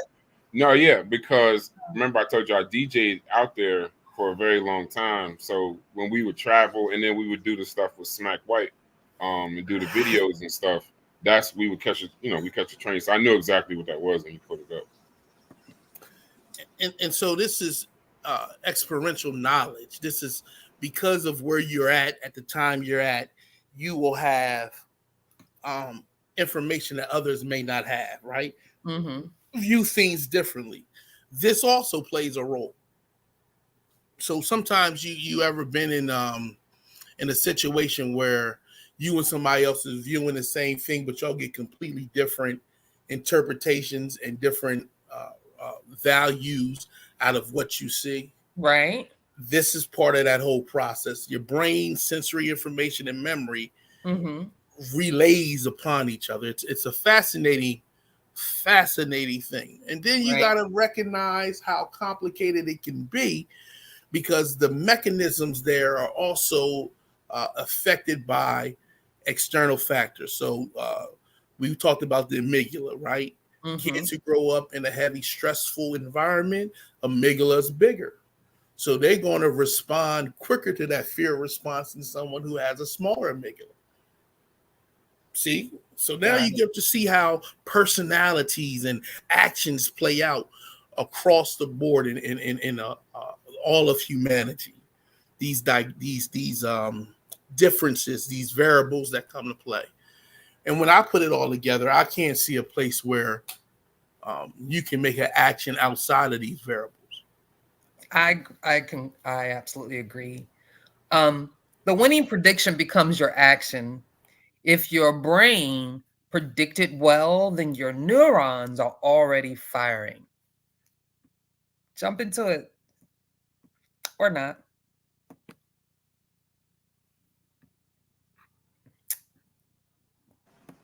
How about simulation? I'll jump into it real quick. So also neurons in certain parts of your brain change the firing of neurons in sensory and motor regions of the brain. The process known as simulation is also called embodiment, embodied cognition, perceptual inference, or grounded cognition. For example, the brain processes and understands words with the help of sensory and motor regions, particularly for words that refer to body movements, such as facial muscle movements. When unscrambling sentences that prime the concept of fear, for example, people show enhanced skin conductance, and are more easily startled. So I want to jump into this because this was interesting when I was reading, talking about the study done in 1983. And it actually related to, I got to go back a little bit. Give me a second to, I can't remember this word. Was that introduction? Was that the word? What word you looking for? Like, so when things are happening outside, things are also happening inside your body. Your brain also constructs what you feel inside your body. I don't know the word for it, but that's what happens. And it's not part of prediction. Okay, I think it's introduction. I don't think I'm wrong. But there's this study that happened in 1983. I thought it was pretty interesting. Are y'all familiar with the facial study? Anybody? No, go ahead. What is it? I got to get back into it real quick. So, I'm not going to remember it, so I'll be trying to go off notes. But in 1983, there was a study done by Ekman and his colleagues, including 16 participants, 12 professional actors, and 4 scientists, who studied the face. The study evoked emotion in 2 ways. One, by directing test subjects muscle by muscle to make and hold facial stereotypes from the basic emotion method for 10 seconds each, as described, and how emotions are made. And 2, by having test subjects relive, i.e., remember past experiences involving each emotion category for 30 seconds each. For example, for sadness, test subjects might have recalled a loved one who passed away. For anger, they might have recalled an insult.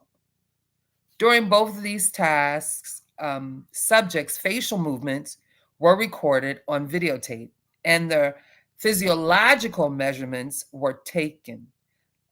Left and right hand temperature measured on the palmar surface of the middle fingers, heart rate, skin conductance.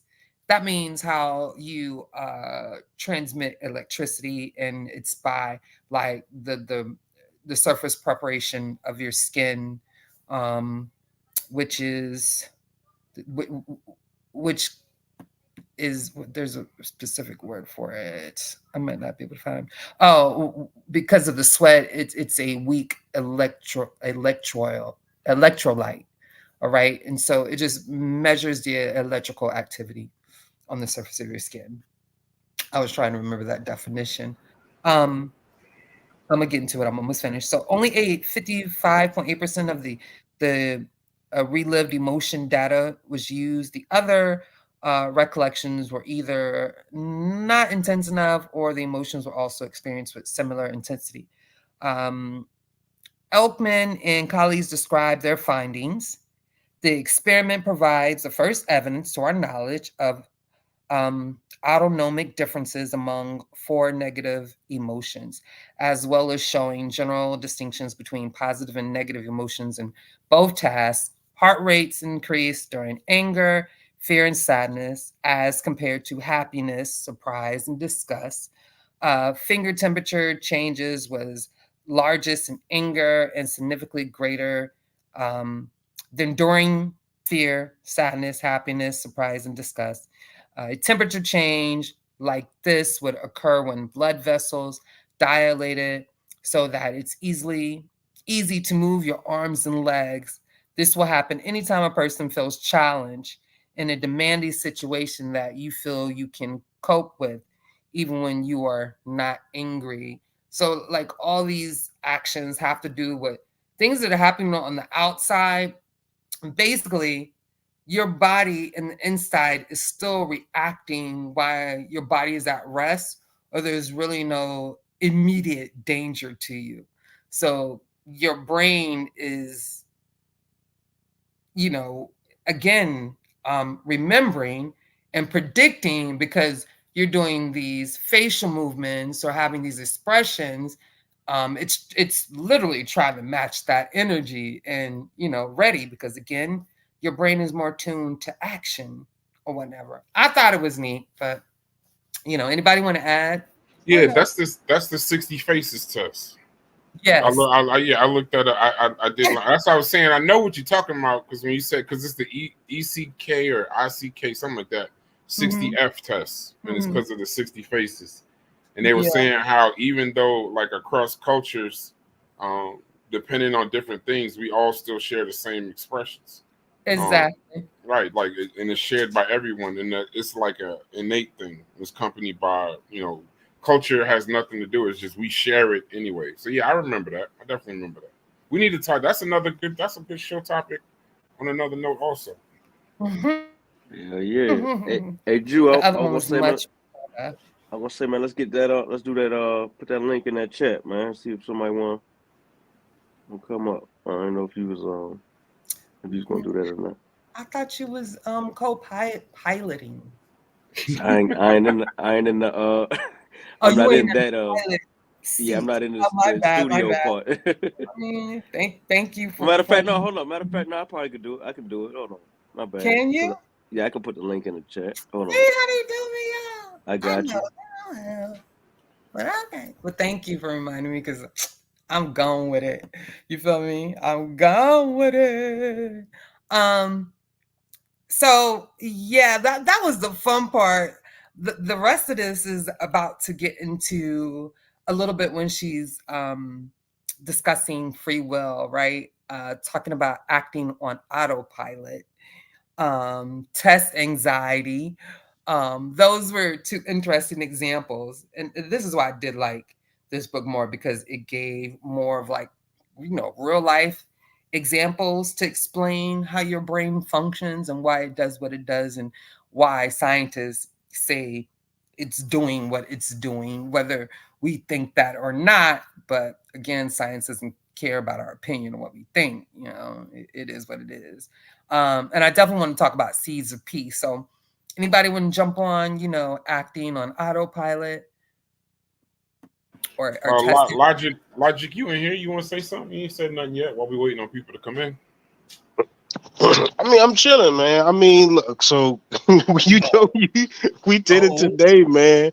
Yeah, I ain't ready to move, bro. I'm not. Okay, so far we got it. And it's gonna sound crazy, because I ain't gonna be like, like I did, like yesterday. I really want to understand, but for real, like, man, that's too much for me. Like, that's too much for me to just switch it completely off right quick, right? So I mean, like, I'm not necessarily having my, like, a real internal battle. I'm still like, so since you told me we're about to have a conversation, I looked up I 3 didn't more tell you articles.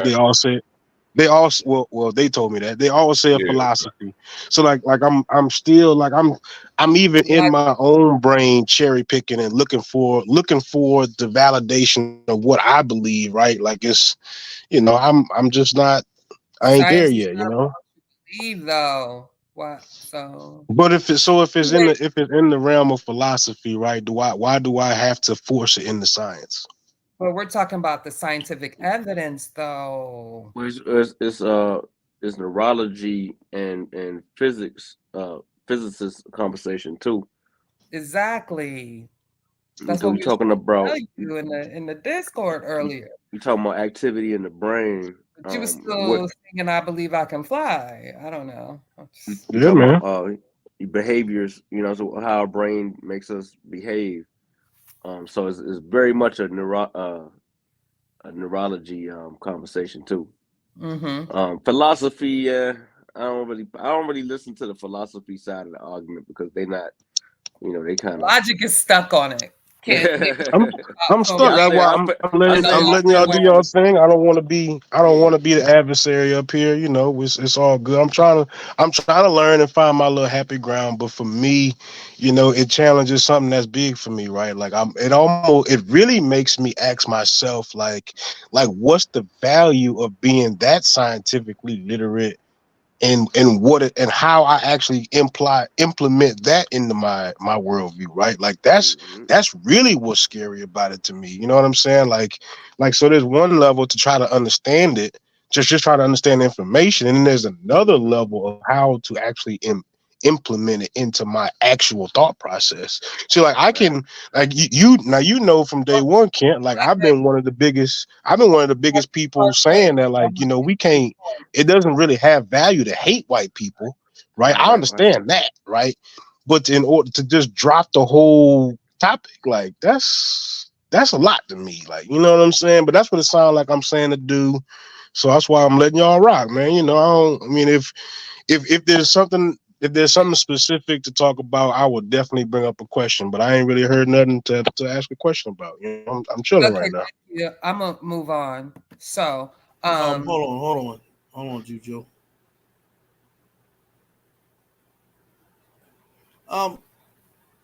The thing about it being a philosophical idea is that philosophical idea plays a role in their politics. You got to remember that that's too much. I'm telling you now, that's too much. I don't think he's ready to. Yeah, but it does. We can't just leave. No, but what I'm saying is I don't think logic is ready to comprehend what you're about to say. Oh, don't play him like that. No, okay. Go ahead. Well, try. I got faith. Go ahead. Yeah. Pedagogy, but y'all go ahead. Y'all take what I say and be jumping out the window with it. But go ahead. So, it's just like Dr. Andy said about people's religion, right? He says, yeah, you can have your religion. It just shouldn't dictate our policy. So you can have ideas of how you feel about it, but that then becomes policy, and then policy then affects everyone. So even if you say, okay, with all this information, right, I still believe we have free will. Cool. But we know what happens when we know that it costs more money, right, to deal with the consequences of kids living in poverty than it does than fixing the poverty. And so Dr. Barrett, Dr. Sabowski, all of them are trying to implement, even Neil, Dr. Neil deGrasse Tyson. Thank you. All are trying to say the same. All are trying to say the same thing over and over and over again, and that is simply base policy on the current best scientific information so that you can get the best results. They all saying the same thing. They word it differently. They're applying it from different angles and concepts, but they all come to this draw-line conclusion. The policies now aren't the best policies to get the best results. Thank you. How long they been saying that? For years. Okay, y'all let me know when it's for years. You can go back to what's the anti-theist guy, the atheist guy, Dawkins. He's been saying it. This is what you should have been talking about on the free run show yesterday, Logic. But let me.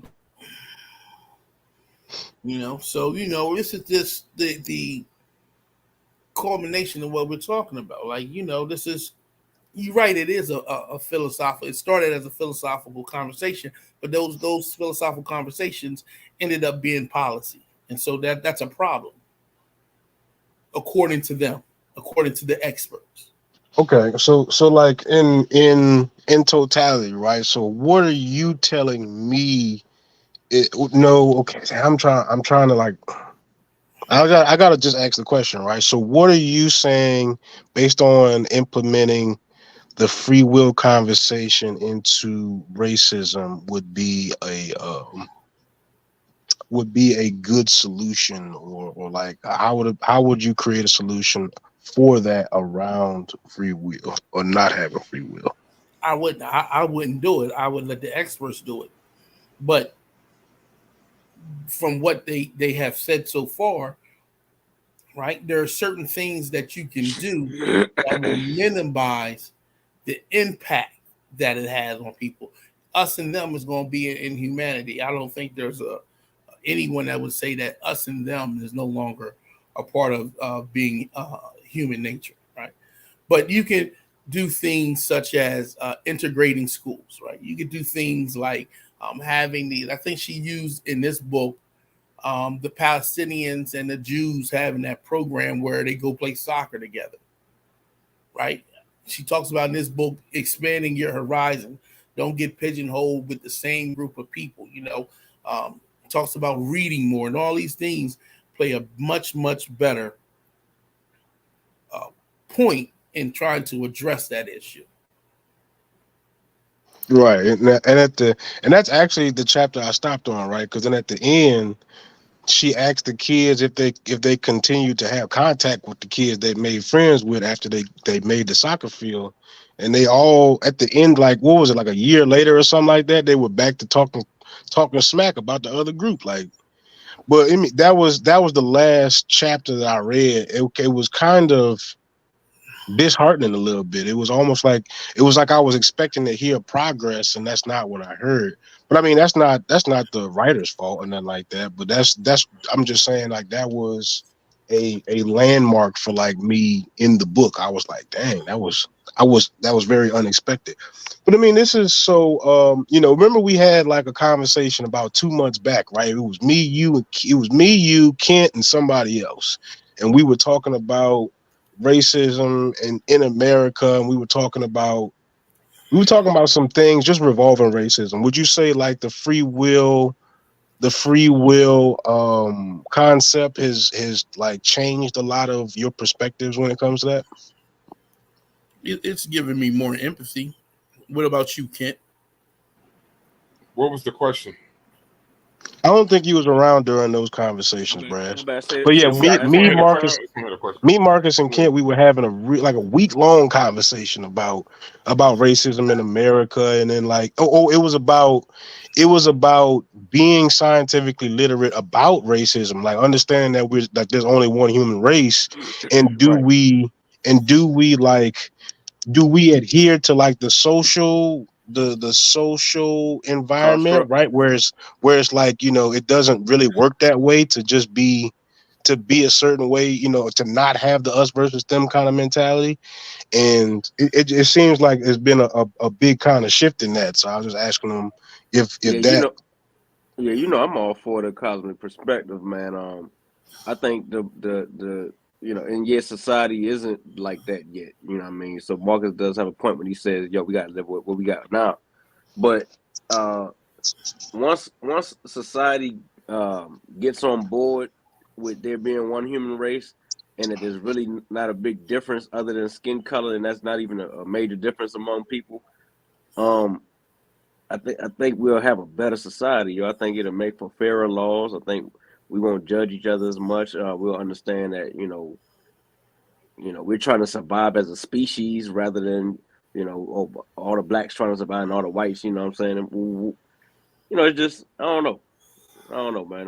No, I feel like that concept could possibly provide a more direct I can see it more directly helping the reparations conversation that I want to have, better than I can see the no free will conversation affecting that. But that means that's just me, right? You know what I'm Think saying? about it. I'm absolutely in favor of there's only one human race, and there's there's limited reasons to hate white people, right? I mean, especially not the people that did nothing to you. You know what I'm saying? Right. Like it's kind of hard for me to take that frustration out on people who had nothing to do with it. You know, just because of their skin color. That's, to me, that's super wild, right? But this concept goes beyond that and says, that basically, like, there's, I mean, I feel like, and I could be wrong, but I feel like there are some layers that said that, it kind of limits how responsible you can be. Yeah, I feel like race started off with racism, and it's never really served us as a species, man. It's never really been good for humans. Um, now we got to live. We got to do what we got to do in the society that we live in. But I think the sooner the society gets past race, the better the world is going to be for our children, great grandchildren or whatever. But yeah, hopefully. Mm-hmm. What you think, Marcus? I know Marcus he ready to jump on me about that one. No. I mean, I think there's stages to look at it, right? I look at it as I'm trying to prepare a much better place for my son, his children, and then their children, right? And so that's my ultimate goal. But my son is brought up in an environment where, as we said before, black men's images are used for the police to do their target practice. And so I would not have him blind to that fact, while still understanding that based on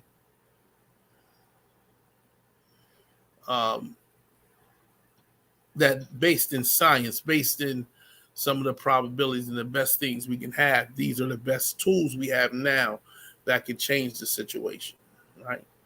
So we push scientific literacy. Will that eliminate all racism? I'm not sure. But will it minimize some of its impact? I believe so. So that's just where my stance is. Sure, indeed. We got I think that's a guest down there on the panel, right? Who's that, Jolanda? Ronald Perkins. Oh, okay. How you doing, Mr. Perkins? Yes, it's me. How's everybody doing? Peace to you, brother. Wonderful. Great. It's a very interesting conversation for me, and logic sort of makes a very good point. And I would just like to ask the panel though, imagine if it was a world with no your mic race. is messed up, bro. Okay, can you hear me better now, or? I don't know. It's like a short. It just sounds like it's a short. Great, I can hear you now. Yeah. Imagine if there was a world with no race.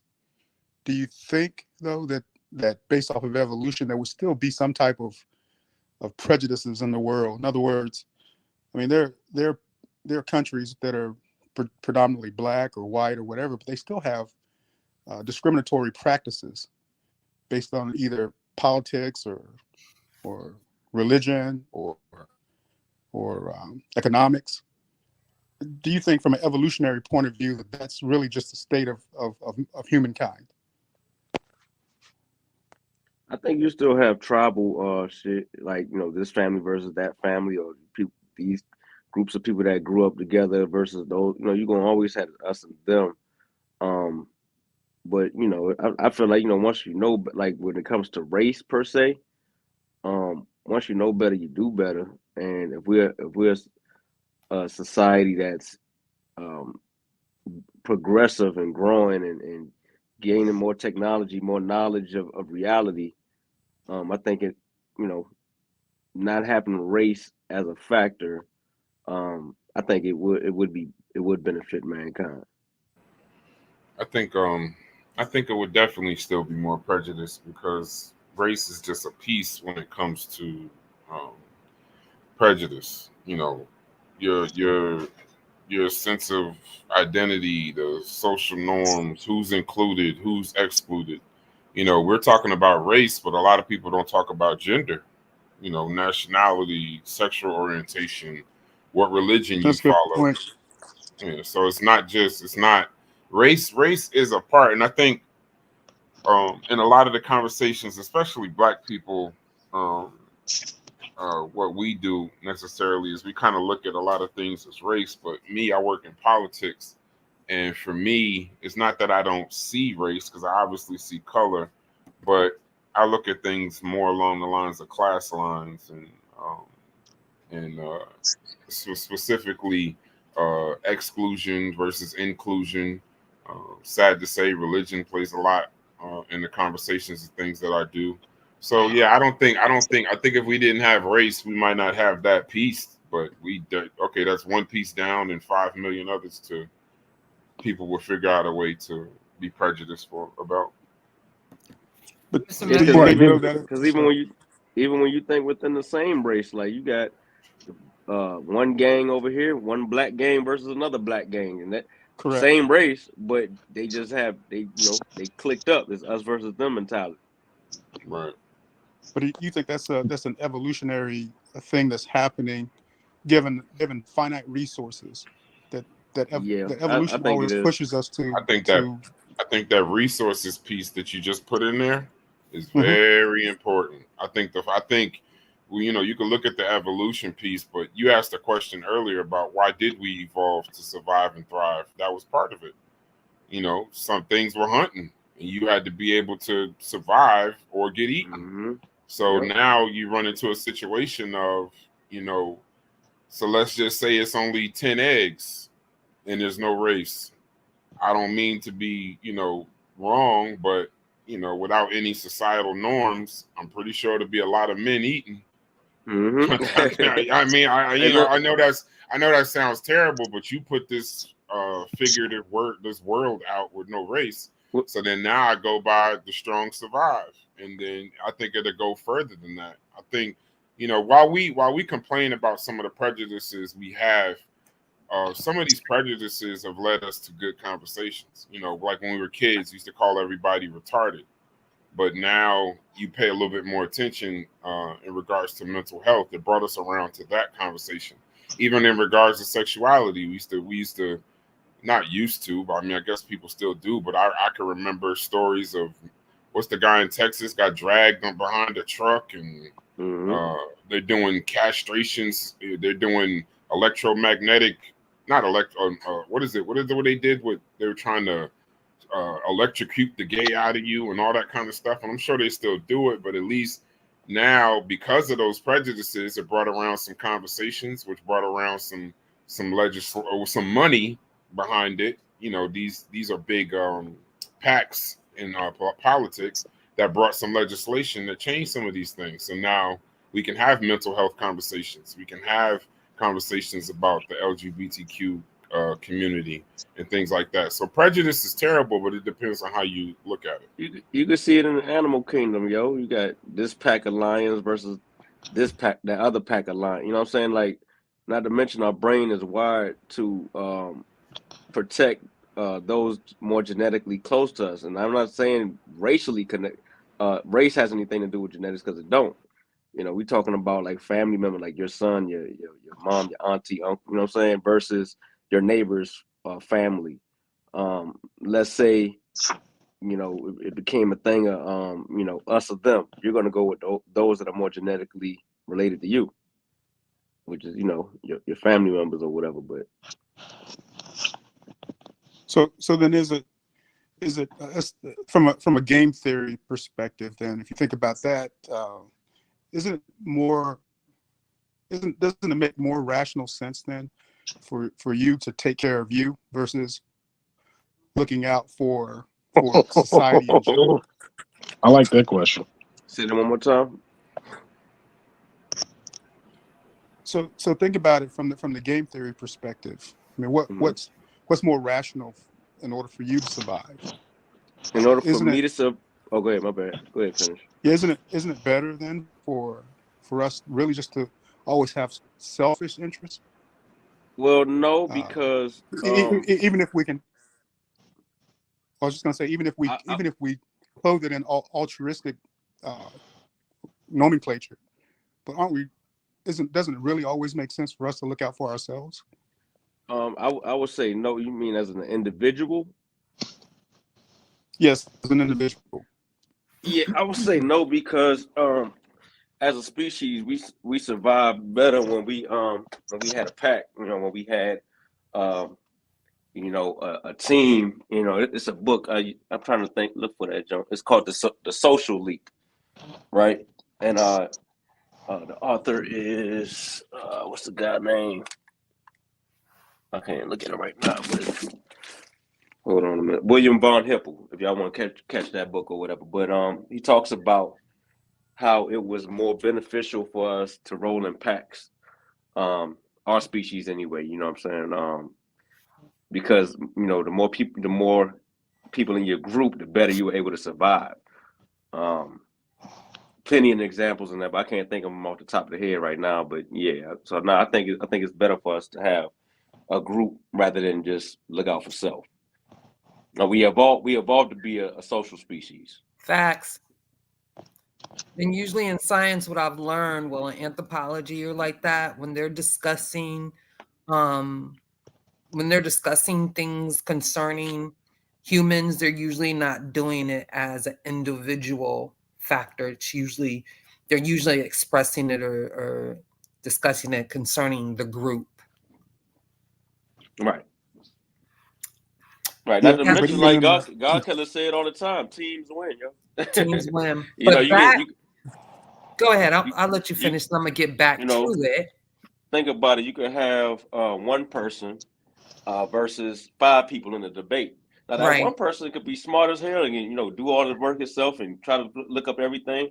But when you got 5 or 10 people putting their resource and their brain together and their information together, that 5 or 10 people versus that one is almost certain that the group of people are going to beat that one individual because you just have way more resources at your disposal.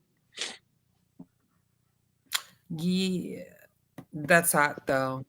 I'll let you ask more questions in a little bit, Sunchild, but I wanted to finish a few more points and then it is open season, shall we say?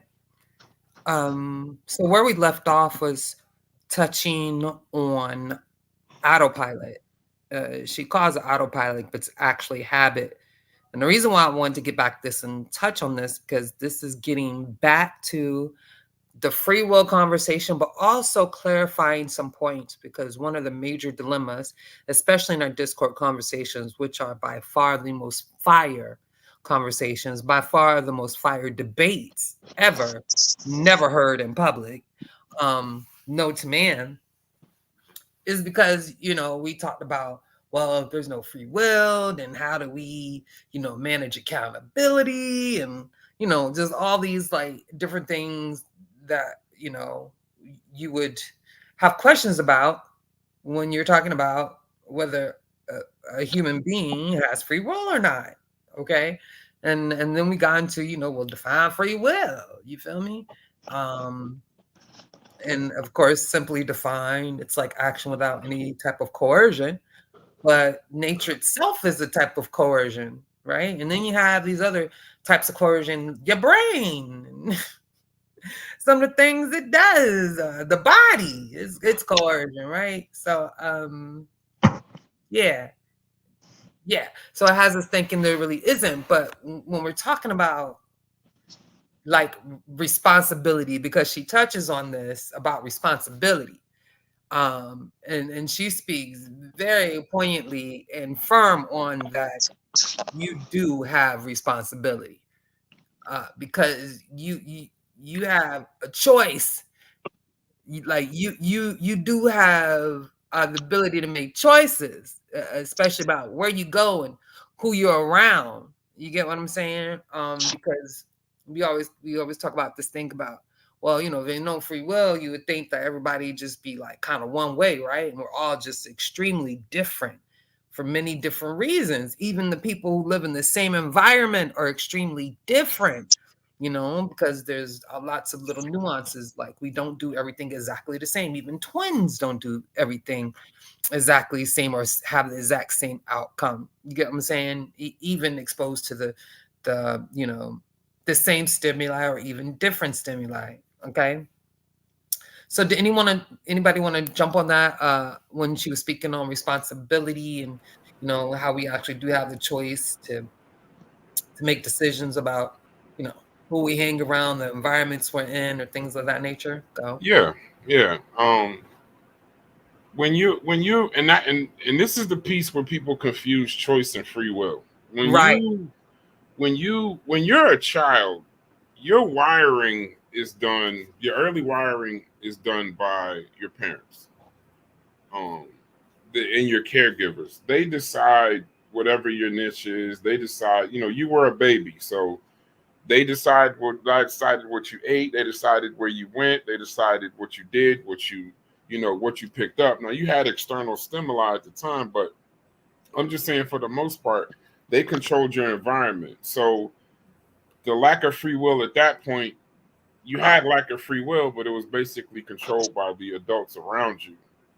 But as you become an adult, you know, they put you on like a trajectory, is what she says. But after you grow up, she says that you can hang out with all kinds of people. You can challenge the beliefs that you were swaddled in as a child. You can change your own niche. Your actions today become your brain's predictions for tomorrow. And those predictions automatically drive your future actions. Therefore, you have some freedom to hone your predictions in new directions, and you have some responsibility for the results. Not everyone has broad choices about what they can hone, but everyone has some choice. So, as the owner of a predicting brain, you know, when you're a child, a lot of times people say, has anybody ever heard, it's a rhetorical question, you can answer if you want, but that you don't necessarily have to go to school. Your kids shouldn't go to school just to get a degree. They should go to school so they can learn how to be in society. You know, they learn how to deal with, like financial aid department. I went to a black school, so you learn, like, if you want to learn life isn't fair, deal with the financial aid department at any college, but specifically historically black colleges. You know, the lines, the money didn't come in, you're owed this. Sometimes you get pulled out of class even if you paid. You have to deal with a roommate all of a sudden, so now that gives you new things. You have to learn how to kind of think outside of yourself. So as an adult, when you begin to change those things, it's a choice, but it's still not free will. What you're doing is you're changing your environment, you're changing some of the external pressures that are feeding onto you, and then that way in the future, your brain predictions will come out differently, so you can control that. I like it to. I got the ability when I was a sophomore in high school to be an exchange student, and we traveled Europe. I also have friends that in that same school that never left the block that they live on. A lot of those kids that never left the block that they live on, sad to say, still live there or they're dead and in jail. So I have a different perspective on things. You can always talk to people. Talk to someone that's never been to the United States versus people that live in the United States. You know, if you want to appreciate, a lot of people say, I'm hungry, I don't have a lot of money. Well, you probably never been to a third world country. You know, oh, I have it so bad here. It's so terrible here. Okay, go to Haiti after an earthquake. So it changes your perspective, and because I've done those things, I tend not to complain about much. So the autopilot piece is good but that particular part about the responsibility, just because you don't have free will, that's what I'm rocking with. It doesn't mean that you're not responsible for your actions. And if you feel like that, then, you know, do some more reading or, you know, alter your worldview. Doing more reading actually changes predictions of future behavior. So, Anybody else want to add on that? Well, just a question for Brass. So No, can you hold off on the questions right quick? You just want to see if someone on the panel. Nah, I'm good. Marcus? Nah, I'm all right right now. All right. Did anybody want to add on anything about free will and what she talked about in the chapter about responsibility? Nothing. Man, we just had 56 more comments. What they talking about? No, I'm good. I think I like the way you did it because that autopilot piece was important. Mm-hmm. That autopilot piece is very important. You know, some people habits, changing your habits. Yeah, like some people go to the movie theater. That thing she put, some people only eat when they watch TV. You know, they like if they watch. Now here's the thing: you want to stop eating so much, you maybe stop watching TV or throw all the TVs out of your house. Exactly. You know, there's ways that you have choice. There is choice, but that's not necessarily because if you go to your mom's house and watch TV, you're probably going to start eating again. So it's not, you know, the external pressures. You have some source, some choice, some control. If it's not the right word, you do have some. But that's the same factor that goes. Logic about to jump on you with that one. What saying? That's the same factor that people have when they're with addiction and triggers and that nature. They have to address those issues about when they don't have the control over, their environment or external factor. I'm sorry, Ken. Did you want to repeat that? I'm sorry. No, he just started fires. Yeah, he about to start a fire. Logic gonna jump. I could have tipped it, but I'm chilling. But me and Logic, the good thing is me and Logic had this conversation earlier, and we both we talked about this for about an hour, and we just, you know, this is kind of where Logic is right now, and where I'm at, where Logic is. Logic, I think he understands the conversation. He understands the conversation, whether philosophically or science, both pieces. It's challenging his worldview. And here's the thing. That's what it's supposed to do. Our Logic is actually doing science. He's falsifying it. He's not trying to prove that it's right. He's trying to falsify it. So, great point. You know, so it's not, and I learned that from you today, Juju. Thank you. That's why I told her, that's why I asked him yesterday. I said, yo, where does free will exist in the brain? At what point in physics did free will develop? Right. And then that'd knock us out the water, yo. We would be dead in the water with that. Does a statement like that leave room for choice? It don't sound like it does. What statement? So when you say if free will exists, what part of the brain does it exist in? I go on to say, where does that leave room for choice? I don't see how you can cover both bases. I don't think about it like this. Think about it like this. The claim is actually that we have free will. That's the claim. Not that we don't have free will. The claim is that we do have free will. So you would have the burden of proving that that to be true, or that's the thing. That's why we're at the place where we are, because if you remember, Kent, that's one of the first things that tripped me, is that if we do have it, then where is it?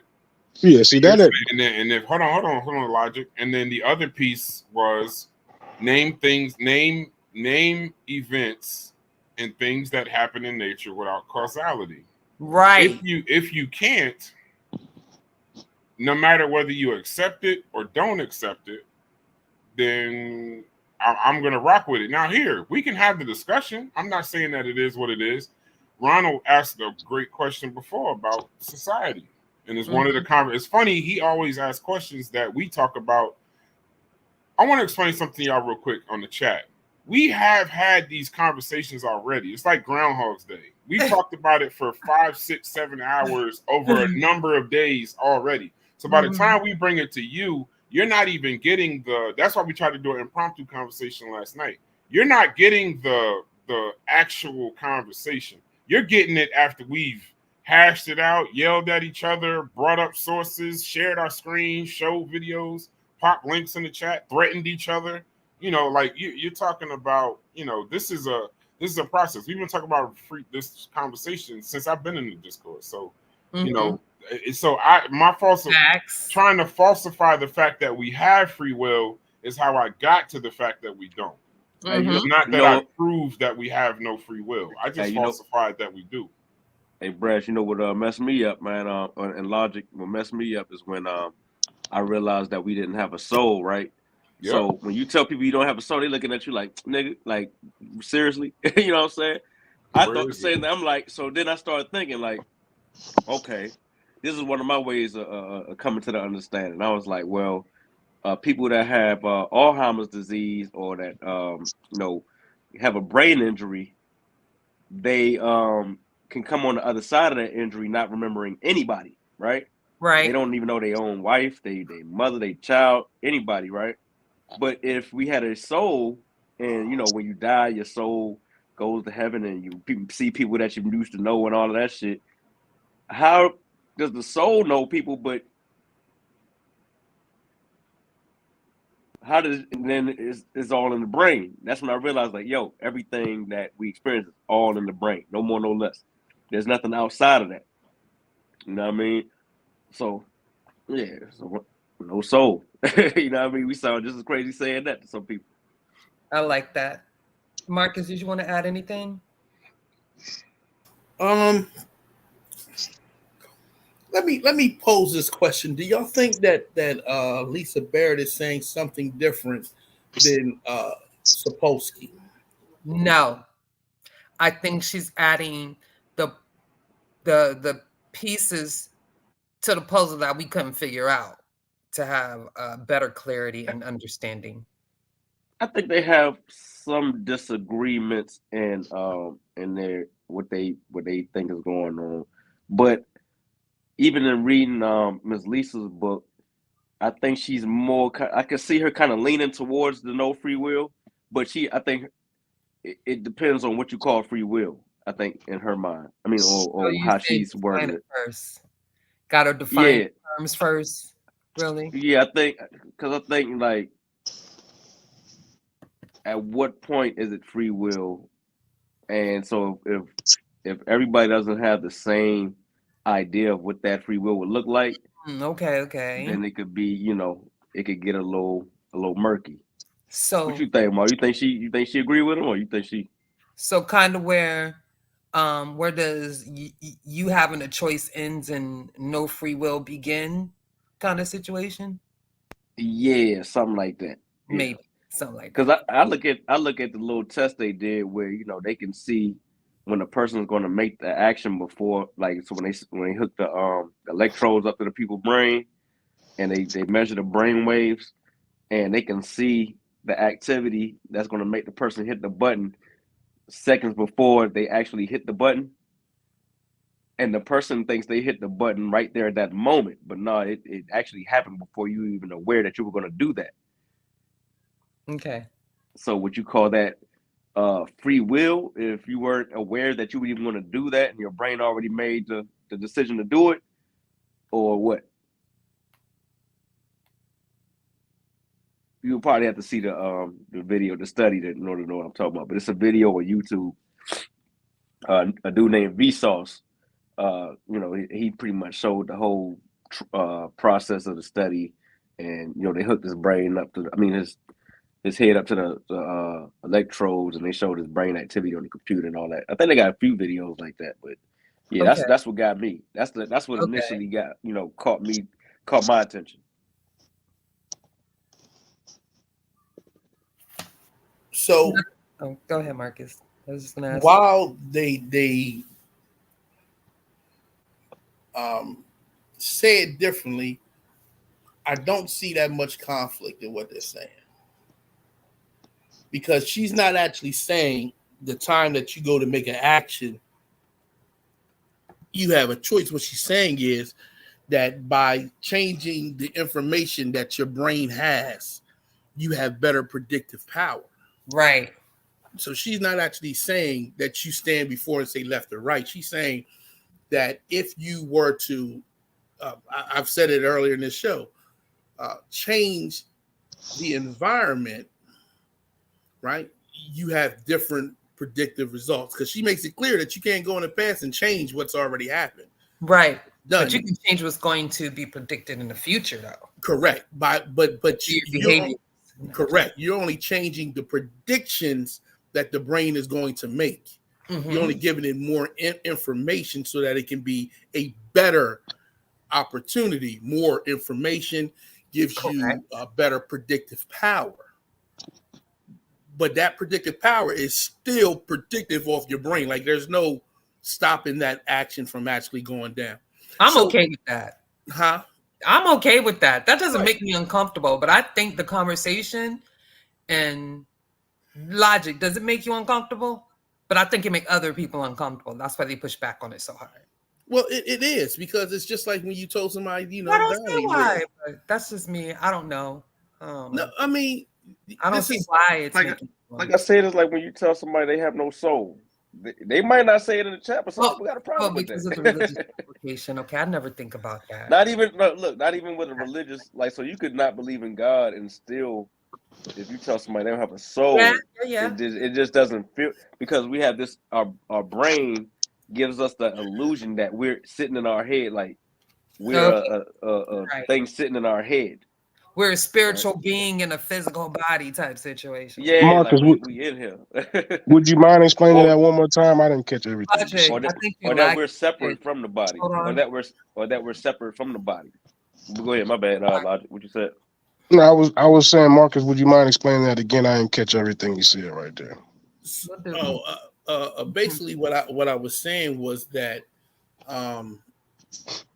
that her and Sapolsky aren't really as in great conflict, because she's not saying you have a choice in the action. She's saying that now that we know what we know, right, we can change the environment, basically. So if you know that your brain does this prediction, right, you can get more information to the brain. It makes better predictions. That's still not, as we say, free will. And Sapolsky says, now that we know we don't have free will, we can change the environment so that we can get better results. So they're not actually saying things in conflict. They're just looking at it from different viewpoints. Sapolsky's looking at it from purely an evolutionary stage set, 1 second before, 1 minute before. Yeah, no, that's not the part. Yeah, that's not the part that scares me, Juju. Right. That don't scare me at all. So what she's saying in this concept is, I didn't say anything about part, but okay, so you're not scared of us not having free will. That's what you're saying? No, I'm not. I totally understand the concept of us responding to all of it. I totally get that. Okay. Continue, Marcus. So that's it. Now, the stimuli part, they have different viewpoints on to a degree, but in the overall conversation, they're pretty much saying very similar things, which is she's saying the brain is predictive. He's saying all these external factors play a role in what your forthcoming action. The same predictive model. He hasn't changed it, and that in that we need to change the circumstances that lead to these bad predictions. I like that, and I agree. Cedric Ortega in the building, ladies and gentlemen. Pseudo Killer Official. What it do, fam? Peace, family. Peace, Juju. Great build. I was listening the whole time. The show was awesome. And I got to concur. They're not saying anything different.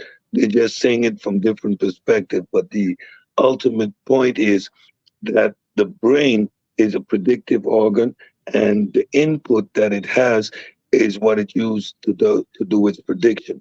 You can imagine that if we didn't have science and understand what thunder was, we would still be thinking Thor, the god of thunder. So now that we have more information and we understand what thunder is, our brain can make an easier conclusion as to what is going on. So it's more input determines the outcome and the end results.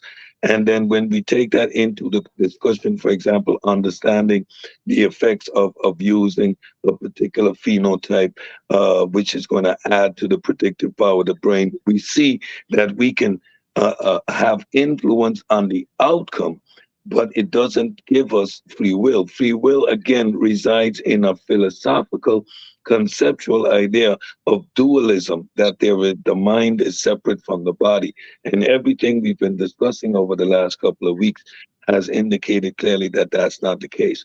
So the whole discussion of free will is now out of the window. And I like how we moved the discussion into the realm of choices, because we have influence over the choices we make, the associations we make, the input sensories that we engage in. For example, I don't watch horror films. Me, I simply don't. me neither. Or I don't trauma need. porn, call Yeah, the news. yeah. I don't need that type of information within my computing environment, because it's going to lead to bad predictions. Okay, so I got three more points I want to throw out there, and then do what you will, because we're going into 3 hours, family. But this was definitely one of the best and bomb discussion. Seeds of Peace, which I thought was interesting. And again, I dropped the link to this organization in the description if people want to check it out. But she speaks on an organization called Seeds of Peace, which tries to change predictions by bringing together young people. Because remember, we talk about how the brain develops by 25 and the best time to tune and prune a brain. You know what I'm saying? Is definitely, younger, but definitely before 25. Okay.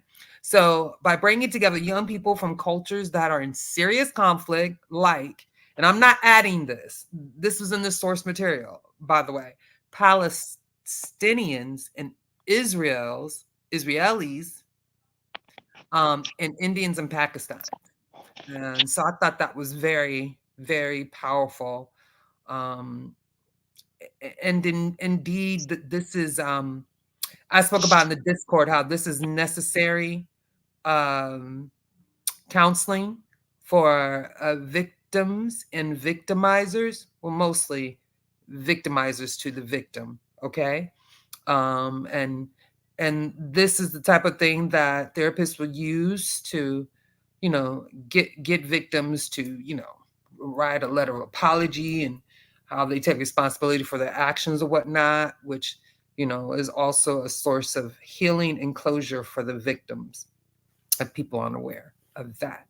Um, Another thing is automatic with practice. Everyone who ever learned a skill, um, whether it's driving a car or throwing a stone, knows that thing that requires effort today but becomes automatic tomorrow with enough practice. And we know this in life. The more you practice at something, the better you get at doing it, because your mind first, excuse me, I take all of that. Your brain has been pruning, has been tuned to that effect. And so it has a better memory of those things. And so it could basically, predict on cue. So I love this. I love this part because it made so much sense. I'm telling you, the whole time I listened to this at least 6 times, and I was listening to it when we was about to start the show because it was that good. And I wanted to make sure that I really was able to grasp the key points for clarity, especially understanding this concept of no free will. Okay. And the most important piece in my final input for this show this evening is who bears responsibility when you behave badly? Who bears the responsibility when you behave badly? And this is one of the things that we have the major conflict on discussing with free will. Then what do we don't do with the criminals if they ain't responsible for what they do? Nah. And that's what I kept saying. And I don't know if people can vouch for this, but I know I remember, I don't remember much. But I kept saying, I feel like y'all getting something wrong. Like y'all not fully grasping or understanding, things like we haven't grasped the full understanding of what they're trying to say when we have no free will. And that was somewhat it. Because If your brain doesn't merely react to the world, but actively predicts the world and even sculpts its own wiring, then who bears the responsibility when you behave badly? You do. So just know that. That's why you always tell people like geese of a feather flock together. Don't hang around a certain crowd or don't hang around them friends. You always tell young people or your children because we know, and maybe not through science, but just through life. But now that science is qualifying and quantifying it, we know that, when you're around certain actions or behaviors, you tend to mimic. There's this thing when you're dealing with children and child development and teaching and things of that nature. Children covet what they see. Listen to me, children covet what they see. That's one of the first lessons I learned in child development classes, and it's something I remember all the time. And I speak with young mothers, especially when we're going door to door in the hood, the most undesirable neighborhoods, and I'm seeing children and what their mothers are doing, what they're doing, and I know people get upset when they're on YouTube and they're, finding children dancing a certain provocative way or dressed a certain provocative way or mimicking gestures or whatnot that are inappropriate for their age because they've seen it. That's why it's important that, things that are not meant for children, that we keep them out of eyesight. My mom was big on this. It's not what you do, is how you do it. I was raised in what you would call the dope game for a part of my life.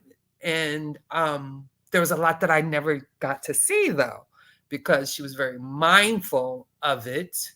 Her trying to make the dollar and give us a better life, her choices, not the best, but I did go to a really good school, not one in my neighborhood.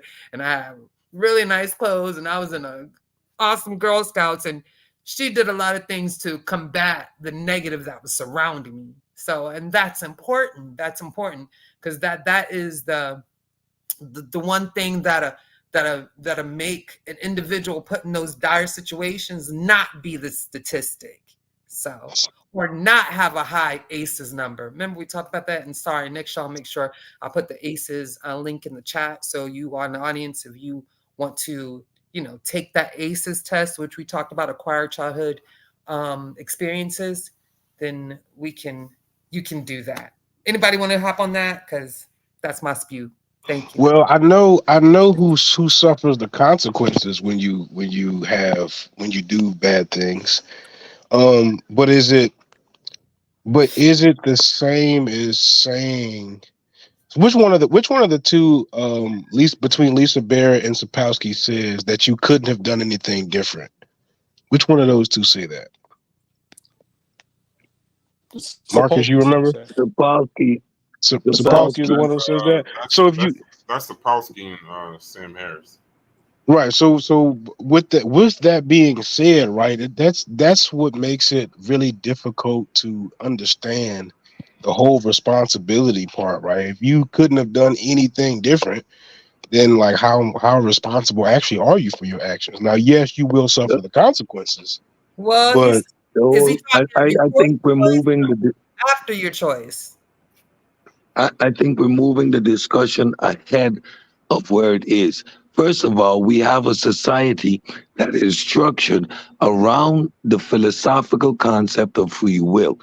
Now we have finally put it all together, and we see that there is no empirical data to establish or have a concept of free will, when our whole legal system is based on this free will. Now we gotta have this discussion, right? We're not saying that we're at the point that we have answers. Now we're looking at, okay, we're dealing with things at the tail end. Instead of dealing with them at the tail end, let us examine the situations, the predictive power that ultimately leads to this outcome. The attention should be more focused in the future on creating environments that leads to less and less of these sort of outcomes. Correct. The discussion isn't, okay, we got a prison full of guys that aren't responsible, or because there's no free will, open the floodgates. That's a irrational discussion, right? Extreme. So the discussion at this point is, how is our legal system gonna look in the future, understanding that we were simply wrong. Well, I do like the point that she makes, and if anybody want to answer after I make this real quick point, I promise, Girl Scout honor.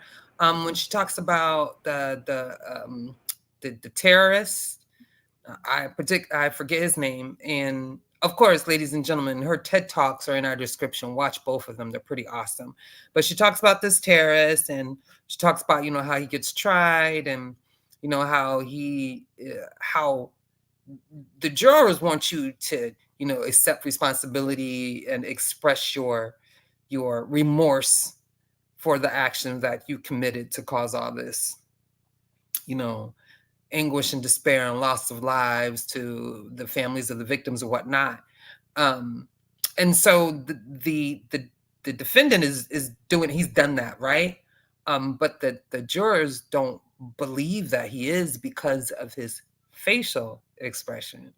And she speaks on that, like, she's basically speaking on the discrepancies, things that we definitely need to tweak when it comes to the justice system, or how we quantify, rulings or a juror's, I guess, judgment on something, right? And she's saying that there's no way that a jury, if I say judge, I meant jury, no way that a jury can, know whether or not the defendant was remorseful by looking at his face, no matter how stern his look was. Anybody couldn't do that. So it's just things that are happening within, the judicial system that's counterintuitive, may not be as accurate. That maybe that's why the conversation on free will and really trying to, quantify and qualify it and figure it out isn't scary for me, because I figure once we do have a consensus on it, then we can start putting policies in place to do better in many different avenues, especially concerning the judicial system, which was one of my fortes, the reason why I even went to college and got a criminology versus a criminal justice degree. The goal was to be a policy creator, formulator, forger, however you want to call that. I did statistical research because, I do understand that sometimes, research has propaganda to it, but I wanted to be fair, understand the science, to do fair and accurate policies. And of course, policies help to establish laws and rules in society. Anybody else want to add? I'm gonna say something real quick, right? It doesn't sound like I'm saying let all the prisoners out of jail, does it? It don't sound like I'm saying that. Nobody said that, I don't think. No, I didn't say that you said that. No, I didn't say that you said that. I said okay. Yeah. Just to clarify my position. What I'm saying is that I think the conundrum comes in the responsibility or blame part, right? I'm cool. At least I'm understanding with the consequence part, but it comes into who becomes responsible if you don't have free will. We know who gets punished, but we don't. You're responsible. Logic. I got you. No, I got you, but I understand what they say. But I'm saying if I'm not in control, and if I could have done anything different, I don't understand how I'm responsible. But that's my thing. It is not a matter of blame, though. It is now understanding these components so that we can produce better outcomes. So at this point, this whole idea of blame and who's responsible, we now have a certain amount of facts in front of us that if we want to reduce negative outcomes or bad predictions, there are aspects of our society, of our education, of life in general that we need to address, right? To give us better outcomes. This is what this whole subject is about. Responsibility is ultimately going to lie with the individual. Why? Because of neuroplasticity, because of the understanding that putting more information into your system allows for better predictions. So you cannot take away an individual's responsibility in the outcome, although as a society we can do things that are going to give us a better outcome overall. Is that, am I? Can I say something real quick, It Cedric? seems. Any Ronald, go right after this. I ain't mean to cut you off, because I know you've been waiting to speak. Let me just say this, Cedric. Now, you wasn't in the Discord. We talked about this earlier. Logic understands the conversation philosophically and scientifically. I'm gonna keep saying this, but it doesn't, but it does not rationalize his worldview of slavery and reparations. But that doesn't we sound can like we can hold on. Let me finish. When we can have this conversation with logic over and over and over and over again. Exactly. But he said it's not going to until it fits those two pieces of his worldview, which means a lot to him, and there's nothing wrong with that. Until it fits, though, until he finds somewhere to fit the lack of free will into those two pieces, this is just going to be a circular argument. We can keep having it. Okay, I get it. We can keep having it, but I'm just saying there's other people on the panel, and we've been on for 2 hours and 47 minutes. Yeah, I think I'm trying to get on too. Yeah, I'm trying to start up a new show or something. Yeah, let Ron say his piece, and then let's move on to something else. On Logic? But Logic, we can have this conversation on Monday fresh, but I just don't want to have this conversation after 2 hours. Yeah, I'm with you. I don't want to bog it down either, for sure. Ronald. Yeah, Mr. Ortega, you have a question on the screen. Go ahead, Ronald.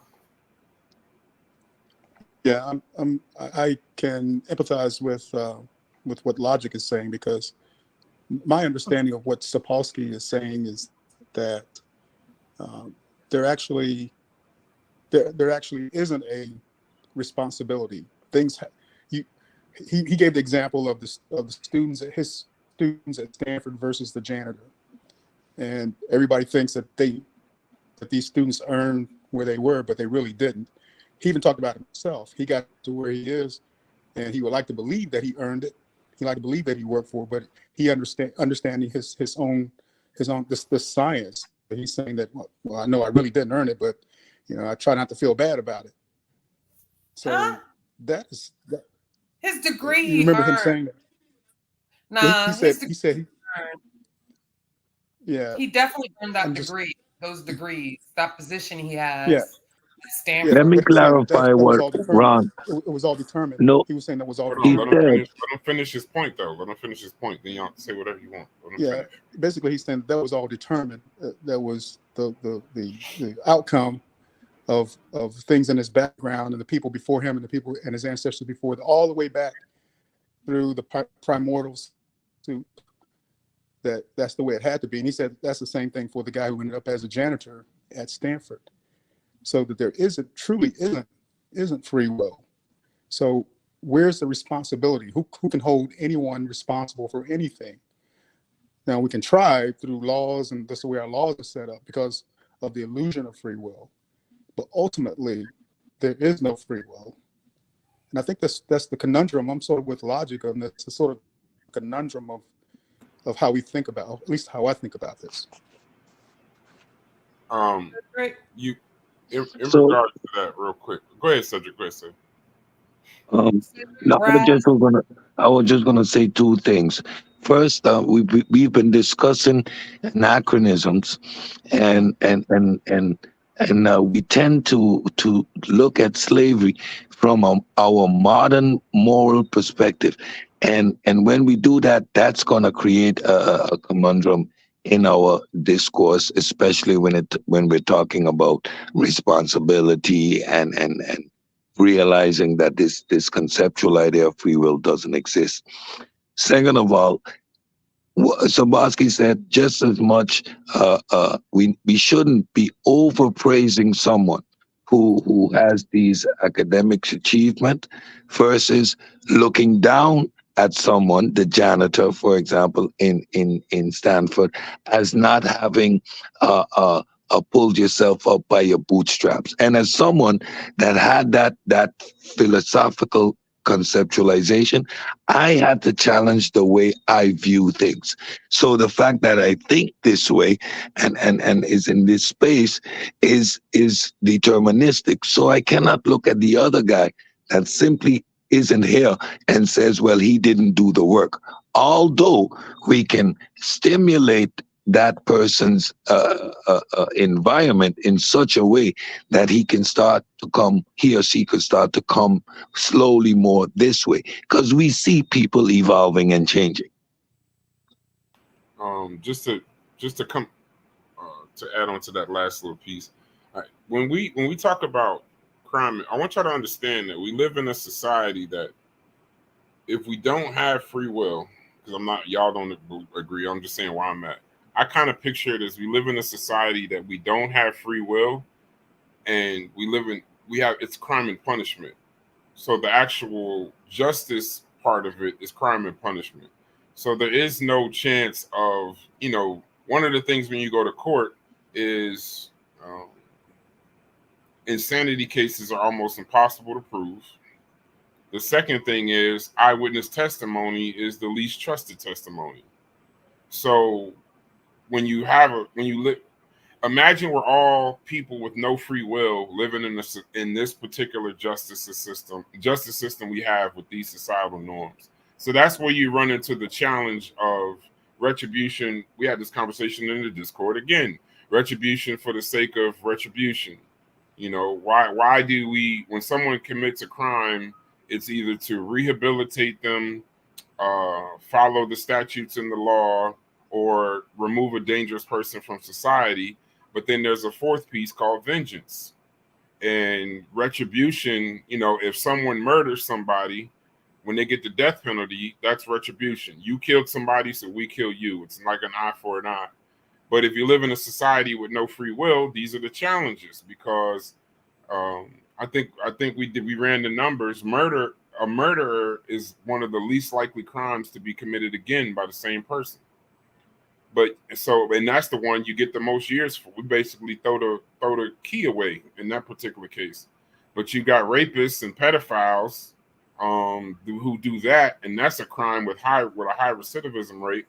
So those people get, they get 3-5 years. They're right back into society, and there's a very high chance they're going to do the exact same thing. That's why they have to register as sex offenders and everything like that.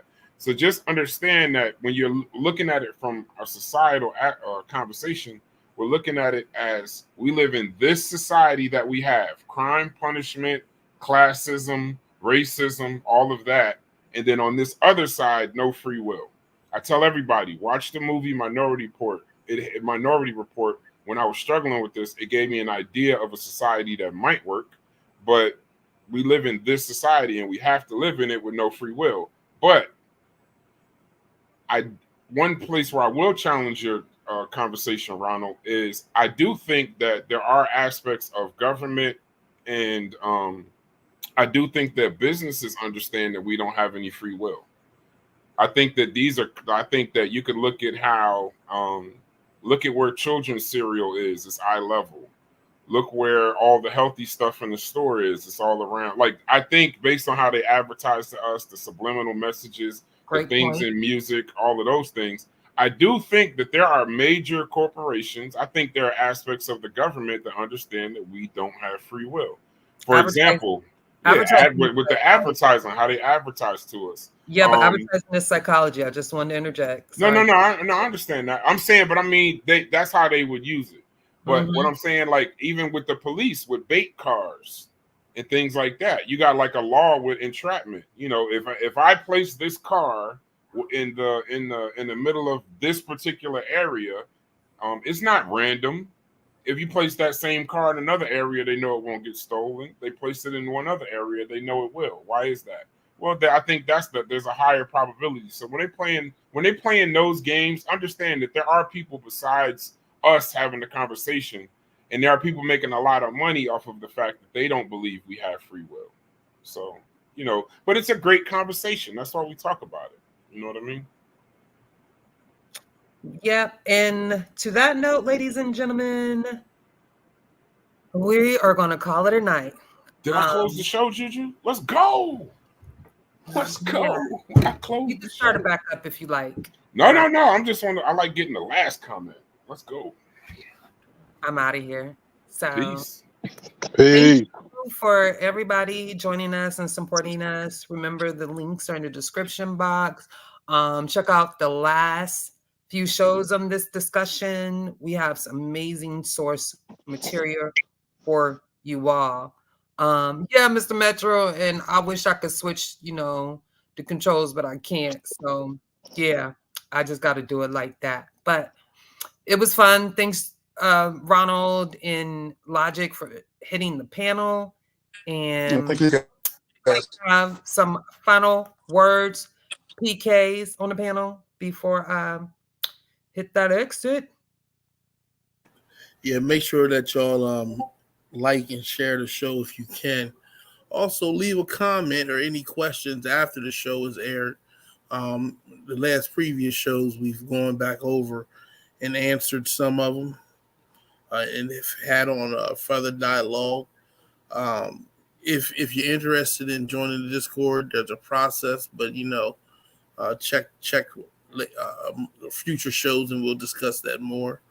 Appreciate y'all coming out and sharing this time with us, man. It's the only thing we can ever get back, so it's worthwhile. Hope that we all have grown and learned a little more, and having this conversation has helped everyone's brain make better predictions. Bryce, Cedric. Yeah, I want to say great show. Our predictive powers has been increased. Our ability to have better outcomes has been increased yet once again. Pseudo killers on deck. Support the show, share the show, like the show. Go ahead, leave a question. And of course, we chop it up in the Discord. Peace, family. All right, y'all. Peace. Good night.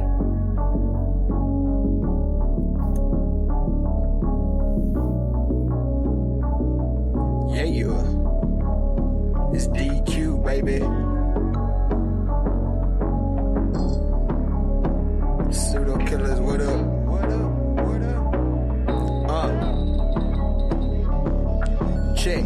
Tapping in, what's the subject? Evolution or revolution, we ain't done yet. Laying flat like Sanchez, it's a bomb threat. I know my flow like Angozi. Source up and show me, homie. You shut up and mute up a moment. The mad scientist, I'm knowing all the components. We own it, and we gon' off it if it's pseudo. You do know we don't entertain that keyboard judo. That big Bobby banger out of Baltimore. Done it all, shopper folks. Sold a little something, but I taught you more than your average teacher. I had to reach you at your level to bring you up. No devil can ever beat you. With precision of a magi, the information supplied by some guys get debunked on live. CK and Juju, I chill in the cut. But if you boys wanna fade, then I'm chefing you up.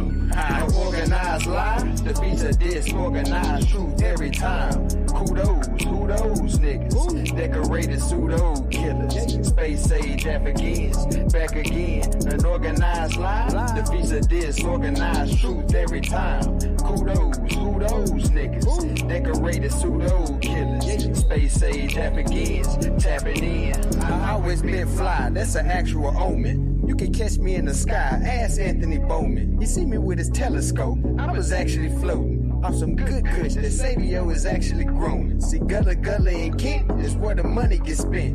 Them boys got some books that cost as much as your rent. The second verse should be smash rock well, but I rock well. Underground like Sumerian rock wells. In the ring like I'm the rock whale. Hell, create a different wave that can rock whales. Hell, shit swell like lunar tides. My entendres off Gandra to who describe. Euthanize foolish guys. Scholastically, haphazardly, turn your camera on and it, look me in my eyes, and please do subscribe.